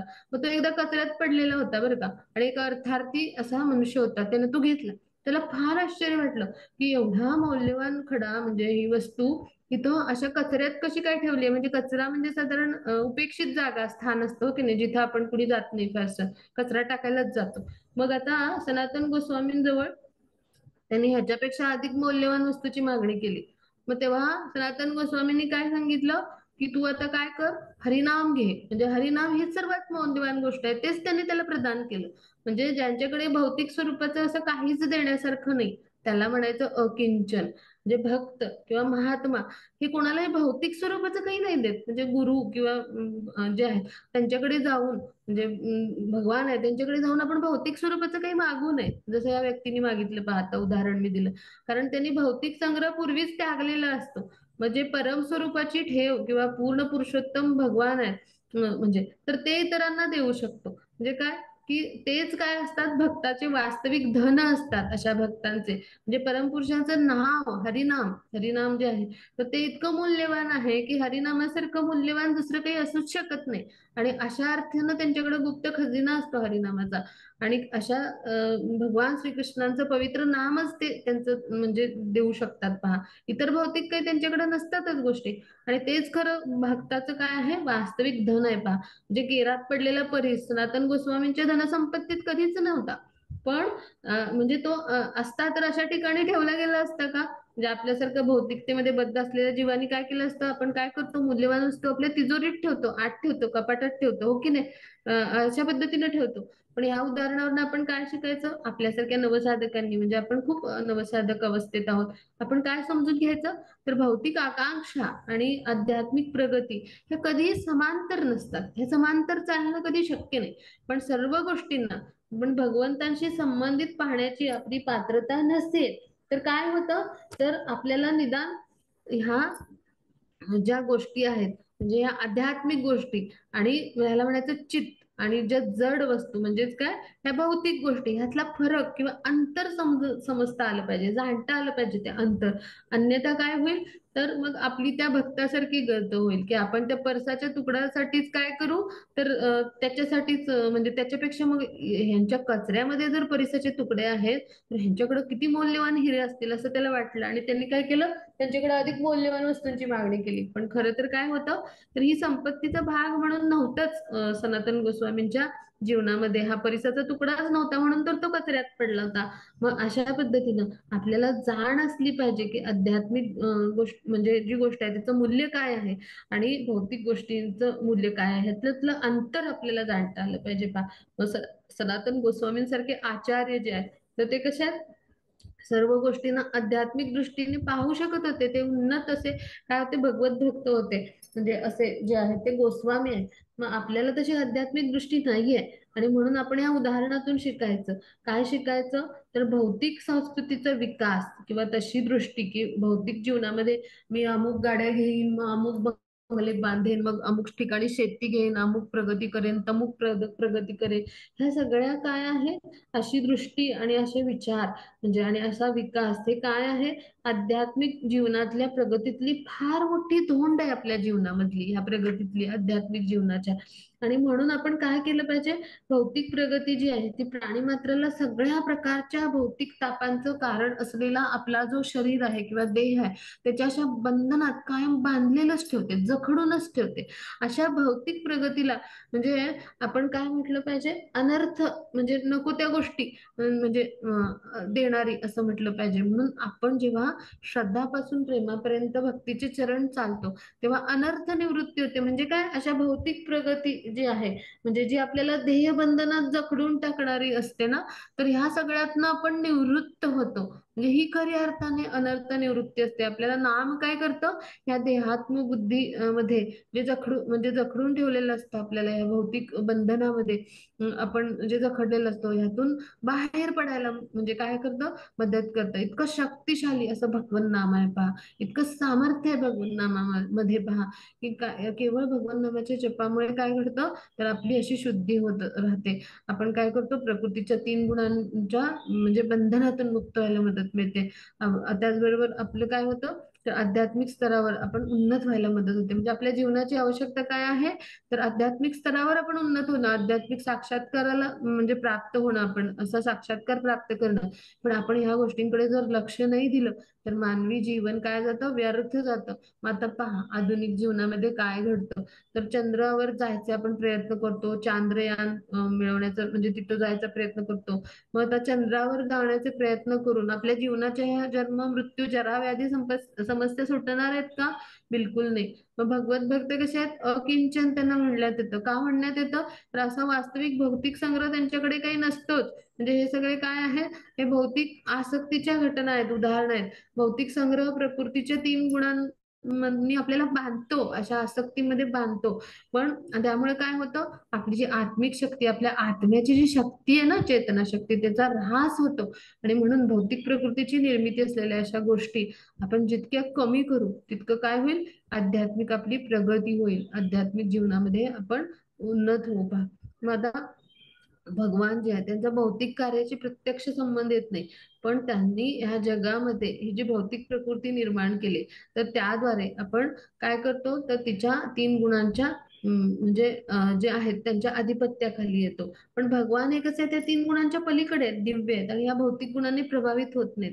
आणि त्यामुळं भगवान जे आहेत ते भौतिक जगाबाहेरील आहेत, म्हणजे त्यांचा आविर्भाव किंवा अंतर्धानासहित सगळी कार्य दिव्य असतात. पहा मग हे जो कोणी मनुष्य जाणतो तो या भौतिक जगात पुन्हा जन्म घेत नाही, तर तो भगवत धामामध्ये जातो. म्हणजे काय, की भौतिक जे हाव आहे किंवा लोभ आहे ते किंवा भौतिक प्रकृतीवर प्रभुत्व गाजवण्याची आपली जी इच्छा आहे ना, तर ती कशामुळे आहे? प्रकृतीच्या 3 गुणांच्यामुळं आपल्यामध्ये या लालसा, सगळ्या इच्छा, आसक्ती, वासना उत्पन्न होत असतात. पण भगवान जे आहेत तर त्यांचे जे भक्त आहेत त्यांना अशा मिथ्या सुख म्हणजे अशा खोट्या सुखाची आसक्तीच नसते. भगवान जे आहेत तर त्यांच्या भक्तांना काय म्हणलंय? निवृत्त गुणवृत्ती म्हटलं जातं. म्हणजे काय? की पूर्ण निवृत्त गुणवृत्ती असे स्वतः भगवान आहेत. म्हणजे अशा सगळ्या आसक्ती विरहित आहेत. अशा 3 गुणांच्या बंधनातून मुक्त आहेत भगवान स्वतः. आणि मग त्यांचे भक्त पण जे आहेत ते 3 गुणांनी कधीच नाही आकर्षित होत. आणि मग अशा पद्धतीने भौतिक प्रकृतीच्या 3 गुणातून ते मुक्त होतात पहा. म्हणजे असे मुक्तात्मा त्यांचे भक्त असतात. मग आता आपल्यासारखे प्राणी मात्रांमध्ये काय असतं? आपण भौतिक प्रकृतीच्या ह्या भ्रामक म्हणजे ह्याला भ्रामकच म्हणू, अशा आकर्षणामध्ये आपण काय असतो? अडकलेले असतो. आपल्या आसक्ती काय करतात? आपल्याला ह्या मनुष्य देहाच्या बंधनामध्ये अडकवून टाकतात पहा. मग आता भगवान हे जे आहे ते भक्तांची धनसंपत्ती आहेत असे भगवान. आणि मग त्यामुळं भक्त जे आहेत तर ते सुद्धा भगवान श्रीकृष्णांची धनसंपत्ती आहेत. आणि म्हणून भक्त पण कसे असतात? त्रिगुणांच्या अतीत असतात, जसे भगवान त्रिगुणांच्या अतीत असतात. मग ह्याच्यावरून आपण आता काय शिकायचं ह्या श्लोकातून? तर दुःख दारिद्र्य दूर व्हावे म्हणून भगवंतांच्याकडे आलेले, जिज्ञासा तर्क म्हणून भगवंतांच्याकडे आलेले म्हणजे जिज्ञासू भक्त किंवा अर्थार्थी भक्त किंवा जे संमिश्र भक्त आहेत, मग त्यांच्याहून अनन्य भक्त म्हणजे कुठलीही इच्छा आकांक्षा अशी मनात न बाळगता, आसक्ती न बाळगता, केवळ आणि केवळ भगवंतांना जाणून की भगवान कसे दिव्य आहेत असे ते ज्ञानी भक्त असतात. ते भगवंतांना शरण आलेले असतात, भगवंताविषयी त्यांनी ज्ञान घेतलेलं असतं. त्यांना अनन्य भक्त असं म्हणतात, जे भगवत ज्ञानामध्ये स्थित असतात. आणि भगवंत जे सर्वश्रेष्ठ आहेत हे त्यांनी जाणलेलं असतं पूर्णतः. त्यांच्या मनात कुठलीही शंका कुशंका परंतु किंतु काही नसतो, असे अनन्य भावाने शरण आलेले असतात. असे जे भक्त आहेत ते वैशिष्ट्य असतात पहा. मग अनन्य भक्त आणि भगवान हे एकमेकांशी अशा दिव्य भावामध्ये जोडलेले असतात. म्हणून भगवान जे आहेत तर त्यांना इतरांशी काही करायचं नसतं, म्हणून त्यांना आत्माराम म्हटले. मग असे जे असतात आत्मसंतुष्ट असे आत्माराम जे आहेत तसे भगवान जे आहेत तर त्यांच्या अस्तित्वात म्हणजे भगवान जे आहेत त्यांच्या जे अस्तित्व आहे असं आत्माराम म्हणजे भगवान स्वतःमध्येच कसे संतुष्ट आहेत, परिपूर्ण आहेत, आत्मतृप्त आहेत. मग असेच भक्त असतात त्यांचे आत्मसंतुष्ट आणि आत्माराम म्हणजे काय? ते केवळ आणि केवळ भगवान जे आहेत तर त्यांच्या विचारांचं चिंतन करतात. मग अशा सगळ्यांचे स्वामी कोण आहेत? तर भगवान आहेत पहा. किंवा अद्वैतवादी ब्रह्मज्योती म्हटल्या जाणाऱ्या म्हणजे जे आहेत तर जे ब्रह्मज्योतीत विलीन व्हायचं म्हणतात तर ते भगवान श्रीकृष्णांच्या अंगकांतीत लीन होतात. ब्रह्मज्योती काय? अंगकांती आहे भगवान श्रीकृष्णांची, त्यातून प्रसारित होणारं तेज आहे त्यात लीन होतात. म्हणजेच काय? भक्त जे आहेत ते मात्र काय होतात? भगवान जे आहेत त्यांच्या दिव्य लीलांमध्ये प्रवेश करतात. म्हणजे काय? की आध्यात्मिक जो लोक आहे भगवत धाम आहे तिथं ते प्रवेश करतात. आणि अशा आध्यात्मिक जगतामध्ये गोलोक वृंदावनमध्ये भगवान यांच्या दिव्य लीला घडत असतात पहा.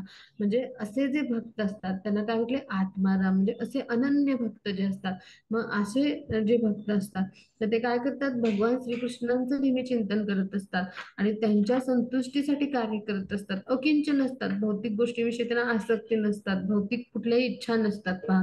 मग असा असा जो भगवंतांचा भक्त असतो तर तोच काय करतो? भगवत धामामध्ये प्रवेश करतो आणि भगवान लीलामध्ये सहभागी होतो. मग असा भक्त आपल्याला बनण्यासाठी काय करायला लागेल? हरिनामाचं चिंतन करायला लागेल, हरिनामाचं स्मरण करायला लागेल. जे सनातन गोस्वामींनी काय दिलं त्या भक्ताला म्हणजे त्या अर्थार्थी माणसाला काय दिलं? भगवन नाम म्हणजे सर्वश्रेष्ठ असं मूल्यवान त्यांनी वस्तू मागितल्यावर काय दिलं? भगवन नाम दिलं, हरिनाम दिलं. तर त्याच्यापेक्षा मूल्यवान दुसरे काय असेल का? बिलकुल नाही, हो की नाही? म्हणून हरिनामाचा हा महिमा आहे आणि म्हणून आपण काय केलं पाहिजे? हरिनाम सतत घ्यायचा प्रयत्न केला पाहिजे. त्याच्यासारखं मूल्यवान अशी संपत्ती धन म्हणजे कृष्ण प्राणधन आपण म्हणतो ना, कृष्ण प्राणधन हे असं आपण म्हणतो. तर हे जे आहे तर ते आपलं काय आहे? कृष्ण हे आपलं प्राणधन आहे. सनातन प्राणधन असं एका भजनामध्ये येतं. तर कृष्ण हे काय आहे? तर अशा पद्धतीनं प्राणधन म्हणून आपण जपलं पाहिजे कृष्णाला. आणि त्यांचं नाम आणि कृष्ण अभिन्न आहे. तर अशा नामामध्ये रुची गोडी आपली कशी वाढेल हे आपण प्रयत्न केला पाहिजे. कुंतीमातेच्या ह्या म्हणजे श्लोकातून आपण काय शिकलो तर असं अकिंचन जे असतात, आत्माराम, स्वतःमध्ये असलेले संतुष्ट, म्हणजेच काय, भगवान चिंतनामध्ये जे असतात रममाण झालेले असे जे भक्त असतात, त्यांचंच चिंतन भगवान करत असतात. त्यांना म्हणजे अशा असे जे भक्त असतात तर ते सुद्धा भगवंतांना प्रिय असतात.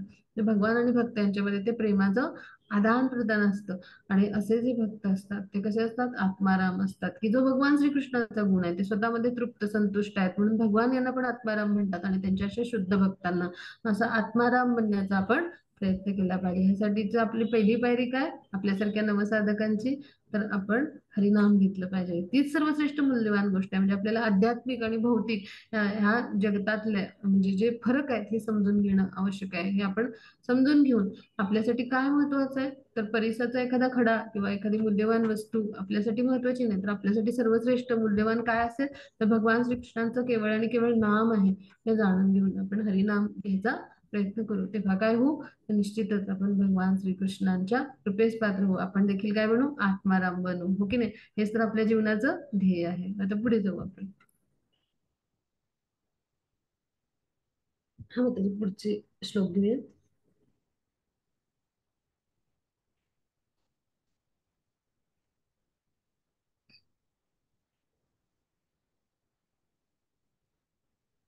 आता जे 28वा श्लोक घेऊया. हरे कृष्णा.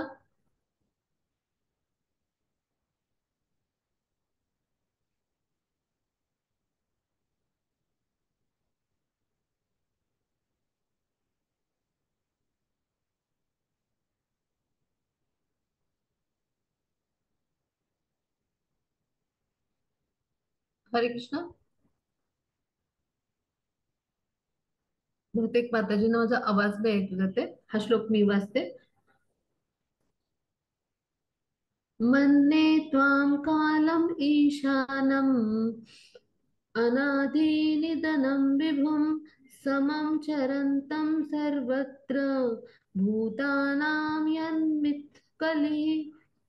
आता याचा अर्थ काय आहे, हे प्रभू, मी तुम्हाला शाश्वत काळ, परम नियंत्रक, आधी अंतर्हित, सर्व स्थित जाणते. पहा हं, कसं वर्णन करतात. प्रत्येक श्लोकामध्ये वेगवेगळ्या पद्धतीने वर्णन केले कुंती मातांनी. हे सर्वश्रेष्ठ प्रार्थना आहे. त्याचं सौंदर्य सुद्धा खूप आहे या प्रार्थनांचं. पहा, प्रत्येक प्रार्थना वेगळी आहे. पहा, आपण सगळ्यांनीही आचरणात आणण्याचा प्रयत्न करूया. तर हे प्रभू, मी तुम्हाला शाश्वत काळ, परम नियंत्रक, आदी अंतरहित, सर्व स्थित जाणते. तुम्ही आपल्या दयेचा सर्वांवर सारखाच वर्षाव करता. प्राणीमात्रातील पारस्परिक मतभेद त्यांच्या सामाजिक संबंधातून निर्माण होतात. म्हणजे एखाद्या अकिंचन भक्ताविषयी कुंतीमाता जाणतात, आत्माराम म्हणून भगवंतांना जाणतात. म्हणजे त्या किती उच्च कोटीच्या भक्त आहेत पहा. म्हणजे त्या स्वतः किती आत्मतुष्ट आत्माराम भक्त आहेत पहा. हे आपण आधीच्या श्लोकातून जाणलं. मग आता 28वा श्लोक आहे, तर इथे त्या काय म्हणतात, म्हणजे कुंती देवींना हे माहिती आहे की भगवान श्रीकृष्ण तिचे भाचे नव्हते, तर ते त्यांच्या माता पित्यांच्या कुळातले काही एक सामान्य व्यक्ती नव्हते, तर ते आदिपुरुष आहेत आणि सर्वांच्या हृदयात परमात्माच्या रूपाने वास करणारे असे आहेत भगवान. आणि मग भगवान परमात्मा यांच्या म्हणजे जे रूप आहे त्यांचं, तर त्या रूपाचं दुसरं नाव काळ आहे. 11व्या अध्यायात आपण पाहिलंय, हो की नाही. काळभक्षी रूप असं जे आहे ते माझं आहे असं भगवान सांगतात अर्जुनाला. मग हा शाश्वत काळ हा आपल्या सगळ्या चांगल्या वाईट कृत्यांचा साक्षी असतो. जसे परमात्मा काय आहेत, साक्षी असतात. म्हणजे परमात्मा रूपाचं दुसरं नाव काय आहे, काळ आहे. पहा, म्हणजे परमात्मा जसं आपल्या चांगल्या वाईट रूप म्हणजे कृत्यांचे कर्मांचे साक्षी असतात, आपल्या हृदयात स्थित असतात परमात्मा स्वरूपात भगवान, तसं शाश्वत काळ सुद्धा काय, म्हणजे भगवान श्रीकृष्णांप्रमाणे साक्षी आहे आपल्या सगळ्या कृत्यांचा. म्हणजे परमात्म्याचं हे दुसरं नाव आहे त्या रूपाचं, असं आपण म्हणू शकतो. मग ह्या सगळ्या जो आहे काळ, तो काय करतो, ह्या सगळ्या कर्मावर प्रतिक्रिया तो ठरवतो. म्हणजे काय जे आहेत, आपण का कशासाठी दुःख भोगावं असं काही आपण म्हणू नाही शकत. म्हणजे वर्तमान जीवनात आपल्याला जो काही भोगायला येतं, आपल्या वाट्याला जो काही भोग येतो, तर तो आपल्या दुष्कृत्यामुळे आहे, आपल्या आधीच्या जन्मातल्या पूर्वकर्मामुळे, हे आपण विसरतो. पण परमात्मा नेहमी आपल्या सोबत असतात. आपण कुठल्याही जन्मात, कुठल्याही शरीरात जाऊ, कुठल्याही योनीत जाऊ, हे आपण समजून घेतलं पाहिजे. म्हणजे परमात्मा हे काय आहे, तर आपल्या म्हणजे भूतकाळातला म्हणजे झालेल्या जीवनातल्या आधीचे जे जीवन व्यापन आपण केले, आधीचे जे जन्म, तर तसंच होत असलेल्या म्हणजे वर्तमान जीवनातल्या आणि होणाऱ्या सगळ्या गोष्टींना, म्हणजे भविष्यातल्या सगळ्या गोष्टींना जाणतात. आणि भगवान जे आहेत तर ते परमात्मा या रूपाने काय करतात, तर आपल्या सगळ्या कर्मांचं नियमन करतात, म्हणजे सगळ्या गोष्टींचं काय करतात, तर ते नियंत्रण करतात. म्हणजे भगवान सर्वश्रेष्ठ नियंत्रण करते आहेत, म्हणजे नियंता असं म्हटलं जातं. मग श्रीकृष्णांच्या अनुमतीशिवाय, म्हणजे त्यांच्या इच्छेशिवाय गवताचं पात देखील हलत नाही, हे आपण जाणतो. म्हणजे जीवांना त्याच्या योग्यतेनुसार जे काही देता येईल तितकं स्वातंत्र्य भगवान श्रीकृष्णांनी त्याला दिलंय प्रत्येक जीवात्म्याला. मग त्या स्वातंत्र्याचा दुरुपयोग करतो म्हणजे काय करतो, तर आपण काय करतो, स्वतःलाच करता मानतो आणि इंद्रिय तृप्ती करतो, आणि हेच आपल्या दुःखाचं कारण ठरतं. आणि आपण प्रकृतीच्या 3 गुणामध्ये बांधलो जातो. म्हणजे मायाशक्ती काय करते, मग आपल्याला दंडित करते. मग भगवत भक्त काय करतो, स्वतःच्या स्वातंत्र्याचा दुरुपयोग नाही करत. म्हणजे काय करतो, तो जाणतो मी श्रीकृष्णांचा दास आहे, मी त्यांचा सुपुत्र आहे. आणि काय करतो, माझा स्वभाव धर्म म्हणजे काय आहे, नित्य सेवा करणं आहे, माझं कर्तव्य काय, भगवान श्रीकृष्णांची सेवा करणे, हे जाणतो. म्हणजे तो आपल्याला मिळालेल्या स्वातंत्र्याचा सदुपयोग करतो, दुरुपयोग नाही करत. आणि त्याद्वारे तो भगवान श्रीकृष्णांची भक्तिमय प्रेममय सेवा करतो. मग असा जो जीव असतो, तर तो कृष्णांच्या कृपेस पात्र होतो. पण आपल्यासारखे जीव काय करतात, स्वातंत्र्याचा दुरुपयोग करतात. मग त्यामुळे शाश्वत काळ जे ठरवतो त्या दुःखांचा ते भोग करतात. म्हणजे जीवांना होणारं सुख दुःख आहे ते हे सगळं काळाकडून, म्हणजे काळरूपी भगवान श्रीकृष्णांचंच रूप आहे, त्याच्याकडून प्राप्त होतं. म्हणजे हे सर्व अनंत काळानं पूर्वनियोजन करून ठेवलेलं असतं. म्हणजे अशी न बघता दुःख मिळतात, तशी सुख सुद्धा न मागता मिळतातच की आपल्याला.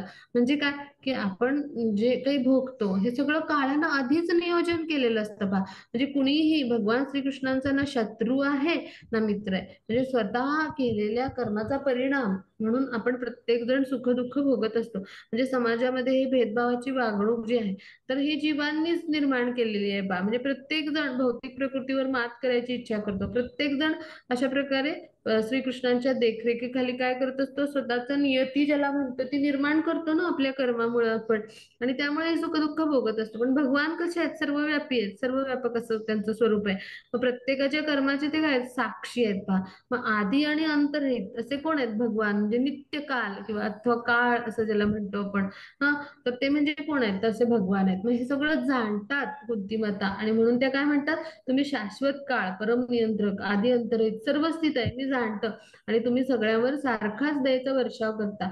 पण आपल्या पारस्परिक मतभेद किंवा सामाजिक बंधनातून हे सगळे मतभेद निर्माण होतात प्राणीमध्ये. म्हणजे आपण हा उच्च नीच भाव निर्माण करतो, हा श्रीमंत, हा गरीब, हा सुखी, हा दुःखी, हे सगळं आपल्यामुळं करतो आपण. आपल्या जी काही कर्म असतात आपली, आपण जे भोगत असतो, तर त्यामुळे करत असतो. आणि हे पारस्परिक मतभेद हे अशा सामाजिक संबंधातून निर्माण होतात पहा.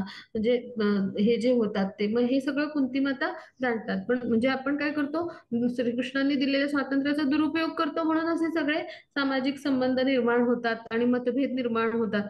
जर आपण श्रीकृष्णांचे जीवात्मक अंश आहोत, श्रीकृष्णांचे नित्य सेवक आहोत, नित्य जर आपण सेवक असू, तर उच्च आणि कनिष्ठ, म्हणजे श्रेष्ठ आणि कनिष्ठ असा संबंध येतो कुठे, हो की नाही. म्हणजे हा श्रेष्ठ, हा श्रीमंत, हा गरीब, हा कनिष्ठ असं येतो का. जर सगळेच आपण दास आहोत, सगळेच सेवक आहोत, तर आपण सगळ्यामध्ये श्रीकृष्णांना पाहून सगळेच आपल्यासारखे दास आहेत असा विचार करू. पण आपण काय करतो, स्वातंत्र्याचा दुरुपयोग करतो. स्वतःलाच कुणीतरी शरीर समजतो, मी स्वतः म्हणजे श्रीकृष्णांपेक्षा कोण वेगळा आहे असं समजतो, स्वतःलाच करता समजतो. ही स्वामित्व गाजवण्याची जी वृत्ती आहे ना, ती आपल्याला काय करते, अशा पद्धतीने आपल्या स्वातंत्र्याचा दुरुपयोग करायला आपण म्हणजे अशा अशा पद्धतीने करतो. आणि मग त्यामुळे काय होतं, आपण 3 गुणामध्ये बांधले जातो आणि मायाशक्तीद्वारे दंडित होतो. पण जो कोणी जाणतो की मी श्रीकृष्णांचा शाश्वत सेवक आहे, शाश्वत दास आहे, तर त्याला काय होतं, श्रीकृष्णांचे भक्तिमय प्रेममय सेवेद्वारे कृष्णांच्या कृपेस तो पात्र होतो पहा. म्हणजे जीव काय करतात, हे प्राणी मात्र आपल्यामध्ये पारस्परिक भेद करतात आणि त्यामुळे स्वतःचे जे भोग आहेत नियतीच्या स्वरूपात स्वतःवर ओढवून घेतात. त्याऐवजी आपण काय केलं पाहिजे, म्हणजे हा स्वातंत्र्याचा दुरुपयोग आहे भगवान श्रीकृष्णांनी दिलेला आहे. सदुपयोग म्हणजे काय आहे, जे तर भगवान जे आहेत, तर त्यांच्याशी आपल्याला नित्य संबंध आपण जाणून घेतला पाहिजे. आणि त्या संबंधाद्वारे आपण त्या संबंध जाणल्यानंतर मग आपलं परम कर्तव्य काय राहील, पण त्यांची सेवा करणे, मग ते आपण केलं पाहिजे. मग खरा भक्त हे जाणतो. मग हे कुंतीमाता जाणतात, आणि म्हणून ते असं म्हणतात की तुम्हीच शाश्वत काल, परम नियंता, परम नियंत्रक असे तुम्ही आता आधी अनंत.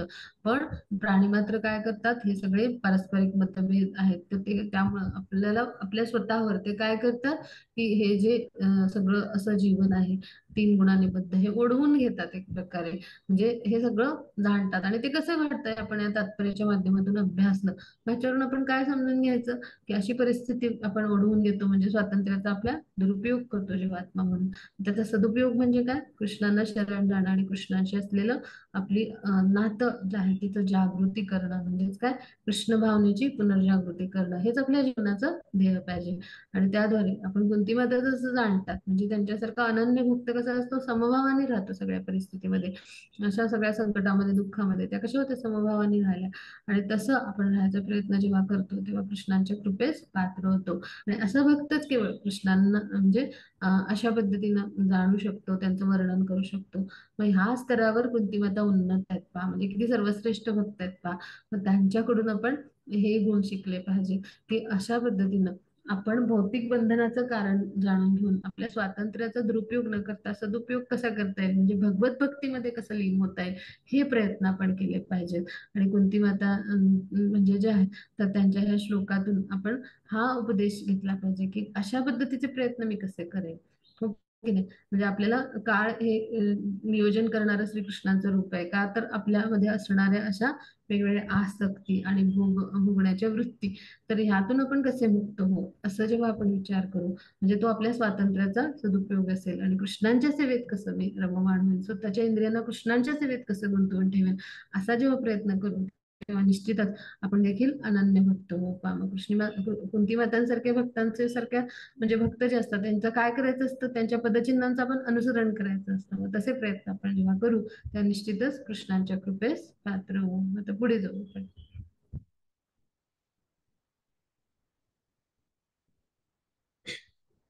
हो, त्याची पुढचा श्लोक वाचल. ये स्वतः हरे कृष्ण. मन्ये त्वां माताजी तो कालमीशानम. झाला, हरे कृष्ण, तो ये झाला. स्वतः. पुढचा 29 श्लोक. येस. न वेद कश्चित् भगवंश्चिकीर्षतम् तवेह मानस्य नृणां विडम्बनम् न यस्य किञ्चिदयोतिस्ति कर्हि चेत् द्वेष्यश्च यस्मिन् विषमा मति नृणाम्. हरे कृष्ण. हा, हे प्रभू, तुमच्या दिव्य लीला कोणीही समजू शकत नाही. त्या सामान्य मानवाप्रमाणे दिसतात आणि म्हणून भ्रमात टाकणारे आहेत. पण तुमचा प्रिय अथवा असूयेचा असा कोणताही विषय नाही. तुम्ही पक्षपाती असल्याची केवळ लोक कल्पना करतात. म्हणजे काय, पतित जीवावर भगवान श्रीकृष्णांची सारखीच कृपा असते. म्हणजे वैर करण्यासारखा विषय भगवान श्रीकृष्णांकडे नाहीच. म्हणजे भगवान कसे आहेत, पूर्णतः आध्यात्मिक आहेत. आणि कसे आहेत तर षडेश्वरांनी युक्त आहेत. मग तिथे भौतिक कुठले असे कुठले असूया किंवा असे कुठले गुण नसतात, हो की नाही. आणि त्यामुळं काय होतं की अशा पद्धतीनं जे भगवान आहेत तर ते कसे आहेत, तर ते म्हणजे मानवी जीव असल्याची जी कल्पना आहे ही चुकीची आहे. म्हणजे त्यांच्या ज्या लीला आहेत तर त्या अगदी माणसासारख्या आहेत असं वाटलं तरी त्या दिव्य असतात ना. म्हणजे भौतिक अशुद्धी तिथे कुठल्याही नसतात. म्हणजे त्या सगळ्या दिव्य स्तरावरच्या असतात. आणि म्हणून भक्ताविषयी पक्षपात करतात आपल्या म्हणजे जे भक्त असतात ते, त्यांच्याविषयी भगवान हा समज तो काय, तर व्यर्थ आहे. म्हणजे सूर्यप्रकाश कसा समोर असला तर सगळा अंधकार एखाद्या अंध माणसात म्हणजे जो आहे तर तो सूर्याला पाहू शकत नाही, पण सूर्यप्रकाश समोर असला तर सगळा अंधकार नष्ट होतो की नाही. म्हणजे प्रकाश आणि अंधार या विरोधी गोष्टी आहेत. म्हणजे याचा अर्थ काय, सूर्य आपला प्रकाश वाटण्यात पक्षपात करतो असं म्हणू का, जर एखादा व्यक्ती अंध असेल तर? बिलकुल नाही. सूर्यकिरण सर्वांसाठी सारखी आहेत, सगळीकडे सारख्या पद्धतीची किरण सूर्य विखुरतो, पण त्याचा स्वीकार करण्यामध्ये एखाद्या व्यक्तीमध्ये अंतर पडतं. मग असंच होतं, म्हणजे जसं अंध व्यक्ती स्वीकार नाही करू शकत त्या किरणांचा, तसं असतं मूर्ख लोकांचं असं असतं, अल्पबुद्धी लोकांचं असं असतं. त्यांचा भगवान श्रीकृष्णांचा कृपा लाभ आहे. तर त्या म्हणजे तर त्यासाठी म्हणजे भगवान श्रीकृष्णांची तोंडभर स्तुती करणं म्हणजेच भक्ती. मग खरं पाहता भगवान श्रीकृष्णांच्या दिव्य अशा प्रेममय भक्तिमय सेवेमध्ये जे संलग्न भक्त असतात ना, तर ते कसे असतात, असे स्तुती सुमन सतत उधळत असतात भगवंतांच्यावर. ते काही व्यापारी नव्हेत की स्तुती केली आणि कुठल्या तरी धनाच्या प्राप्तीसाठी सेवा केली. तर शुद्ध भक्त काय करतात, कुठल्याही आकांक्षा अपेक्षा न घेता किंवा न असा आकांक्षा अपेक्षा भाव न ठेवता भगवान श्रीकृष्णांची सेवा करतात पहा. म्हणजे काय की त्यांच्याकरता भगवंतांची कृपा पूर्ण मुक्त असते. म्हणजे असे शुद्ध भक्त जे असतात ते निष्काम सेवा करतात पहा. म्हणून त्याला काय म्हटलंय, डिवोशनल सर्व्हिस म्हटले पहा, समर्पित सेवा, कुठलाही मोबदला आकांक्षा न बाळगता सेवा. मग त्याला म्हणायचं प्युअर डिवोशनल सर्व्हिस, म्हणजे शुद्ध भक्तिमय प्रेममय सेवा. मग दुःखी अर्थ म्हणजे अर्थार्थी, म्हणजे दुःखी म्हणजेच किंवा अर्थार्थी, दुःखीला आर्त म्हणू, अर्थार्थी जिज्ञासू ज्ञानी, हे काय असतात, विशिष्ट हेतूने भगवान श्रीकृष्णाकडे जातात, सकाम इच्छेने जातात. तर त्यांचा भगवंतांशी असा संबंध नसतो हेतू पूर्ण झाल्यावर. म्हणजे आपला जो इप्सित आहे ते साध्य झालं की ते भगवंतांची भक्तिमय प्रेममय सेवा करतील असं नाही. म्हणजे त्यावेळेला ते निष्काळजी पण होतील. पण हेच शुद्ध भक्तामधलं आणि मिश्र भक्तांच्यातलं अंतर आहे पहा. म्हणजे असे जे असतात स्वार्थापोटी लाभापोटी आलेले, ते केवळ स्वार्थापुरतीच भगवंतांची भक्तिमय प्रेममय सेवा करतात. म्हणजे शुद्ध भक्त असतात ते कुठलीही इच्छा अपेक्षा न बाळगता केवळ आणि केवळ आपलं ते कर्तव्य आहे जीवांचं, सेवा करणे हे भगवंतांची, आपण त्यांचे दास आहोत त्या भावनेने करतात. मग असे जे भगवत भक्तीच्या विरुद्ध आहेत, तर त्यांचं जीवन म्हणजे कसं आहे, अंधकारमय आहे. तिथे ते प्रकृतीच्या 3 गुणांनी बांधलेले आहेत. मग आवश्यकतेच्या वेळी भगवान श्रीकृष्णांची ते कृपा याचना करतात, त्यांच्याकडे मागणं मागतात आणि भगवंतांची कृपा मिळवतात. पण जो भगवत सेवेमध्ये संलग्न आहे तो काय करतो, भगवंतांच्या पूर्ण कृपेस प्राप्त होतो पहा. मग भगवान म्हणजे जे आहेत त्यांच्याकडून कृपा मिळवणाऱ्यांकडून, म्हणजे असा म्हणजे भगवंतांच्या कृपेमुळे पक्षपात होतो. तर असं जो कोणी म्हणतो, पण कृपाळू भगवान श्रीकृष्ण कधी अशा पद्धतीनं म्हणजे पक्षपात करीत नाहीत पहा. म्हणजे भगवान श्रीकृष्णांची पूर्ण कृपाच होते अशा भक्तांवर. पण अल्पबुद्धी लोक असा म्हणजे अशा पद्धतीनं चुकीचा निष्कर्ष काढतात, पण असं कधीच घडत नाही पहा. म्हणजे जेव्हा भगवान म्हणजे परम कृपा शक्तीने भौतिक जगतात येतात, तेव्हा ते मानवाची भूमिका पार पाडतात. म्हणून केवळ स्वतःच्या भक्तांचेच ते फक्त पक्षधर आहेत असं इतरांना वाटतं. पण असं हे म्हणजे हे काही खरं नाहीये. म्हणजे ही काही वस्तुस्थिती नाही. त्यांची कृपा सगळ्यांना सारखीच वाटतात. म्हणजे भगवान एखादा पिता आपल्या पुत्रांना सारखाच सगळा वाटा देतो संपत्तीचा, तसंच असतं. भगवान सगळ्यांवर सारखी कृपा करतात. त्यांच्या उपस्थितीत कुरुक्षेत्राच्या युद्धामध्ये जे मृत्यू पावले, ते आवश्यक ती पात्रता नसताना सुद्धा त्यांना मोक्ष मिळाला, कारण त्यांनी 15 दिवस भगवंतांना सतत पाहिलं ना. मग भगवत दर्शनाने त्यांना मुक्ती मिळाली. म्हणजे ते रोज पाहत होते कृष्णांना. म्हणजे पहा, म्हणजे श्रद्धापासून प्रेमापर्यंत त्यांना कुठल्या म्हणजे ह्या ज्या सगळ्या पातळ्या आहेत ह्या सुद्धा पार करायला लागल्या नाहीत, केवळ भगवत दर्शन आणि त्यामुळं मुक्ती पहा. आणि भगवंतांच्या उपस्थितीत मृत्यू झाला तर आत्मा सगळ्या पापकर्मापासून शुद्ध होतो पहा. म्हणजे त्यांना किती मोठं म्हणजे सौभाग्य प्राप्त झालं पहा. त्यांना मुक्ती आणि मोक्षच मिळाला. दिव्य धामात स्थान मिळतं पहा अशा लोकांना. मग त्यांच्या उपस्थितीत सगळे जे कोणी योद्धे आहेत ते मरण पावले, ते सगळेचे सगळे भगवत धामाला गेले पहा. म्हणजे कोणत्या ना प्रकारे म्हणजे अशा कुठल्या प्रकारे जर कोणी उघड्या सूर्यप्रकाशात जाईल तर त्याला हवा तितकी म्हणजे उष्णता आणि सगळे नीलकिरण यांचा लाभ घेता येतो, हो की नाही. मग तसंच आहे, भगवान कधी पक्षपाती नसतात. मग त्यांचा पक्षपात होतो असं समजणं मानणं हा सुद्धा एक अपराध आहे, चूक आहे. तर आपल्यासारखे जे अल्पबुद्धी लोक असतात तर ते काय करतात, तर ते जे आहेत तर ते भगवंतांची कृपा समजू नाही शकत पहा. आणि भगवंतांच्या कृपेस ते पात्र होऊ शकत नाहीत. पण भगवान सगळ्यांच्यावर समान कृपा करतात आणि ते कशामुळे पात्र होऊ शकत नाहीत, तर भौतिक बंधनामध्ये, भौतिक प्रकृतीच्या 3 बंधनामध्ये ते गुंतून राहिलेले असतात आणि त्यामुळे त्यांना भगवत कृपा समजू येत नाही. इथे आपला अभ्यास संपला. कोणाला काही शंका असते तर विचारूया. आज आपण इथेच थांबूया. मला एक मीटिंग अटेंड करायला जायची आहे. हरे कृष्ण. आता जी रेकॉर्डिंग स्टॉप करू.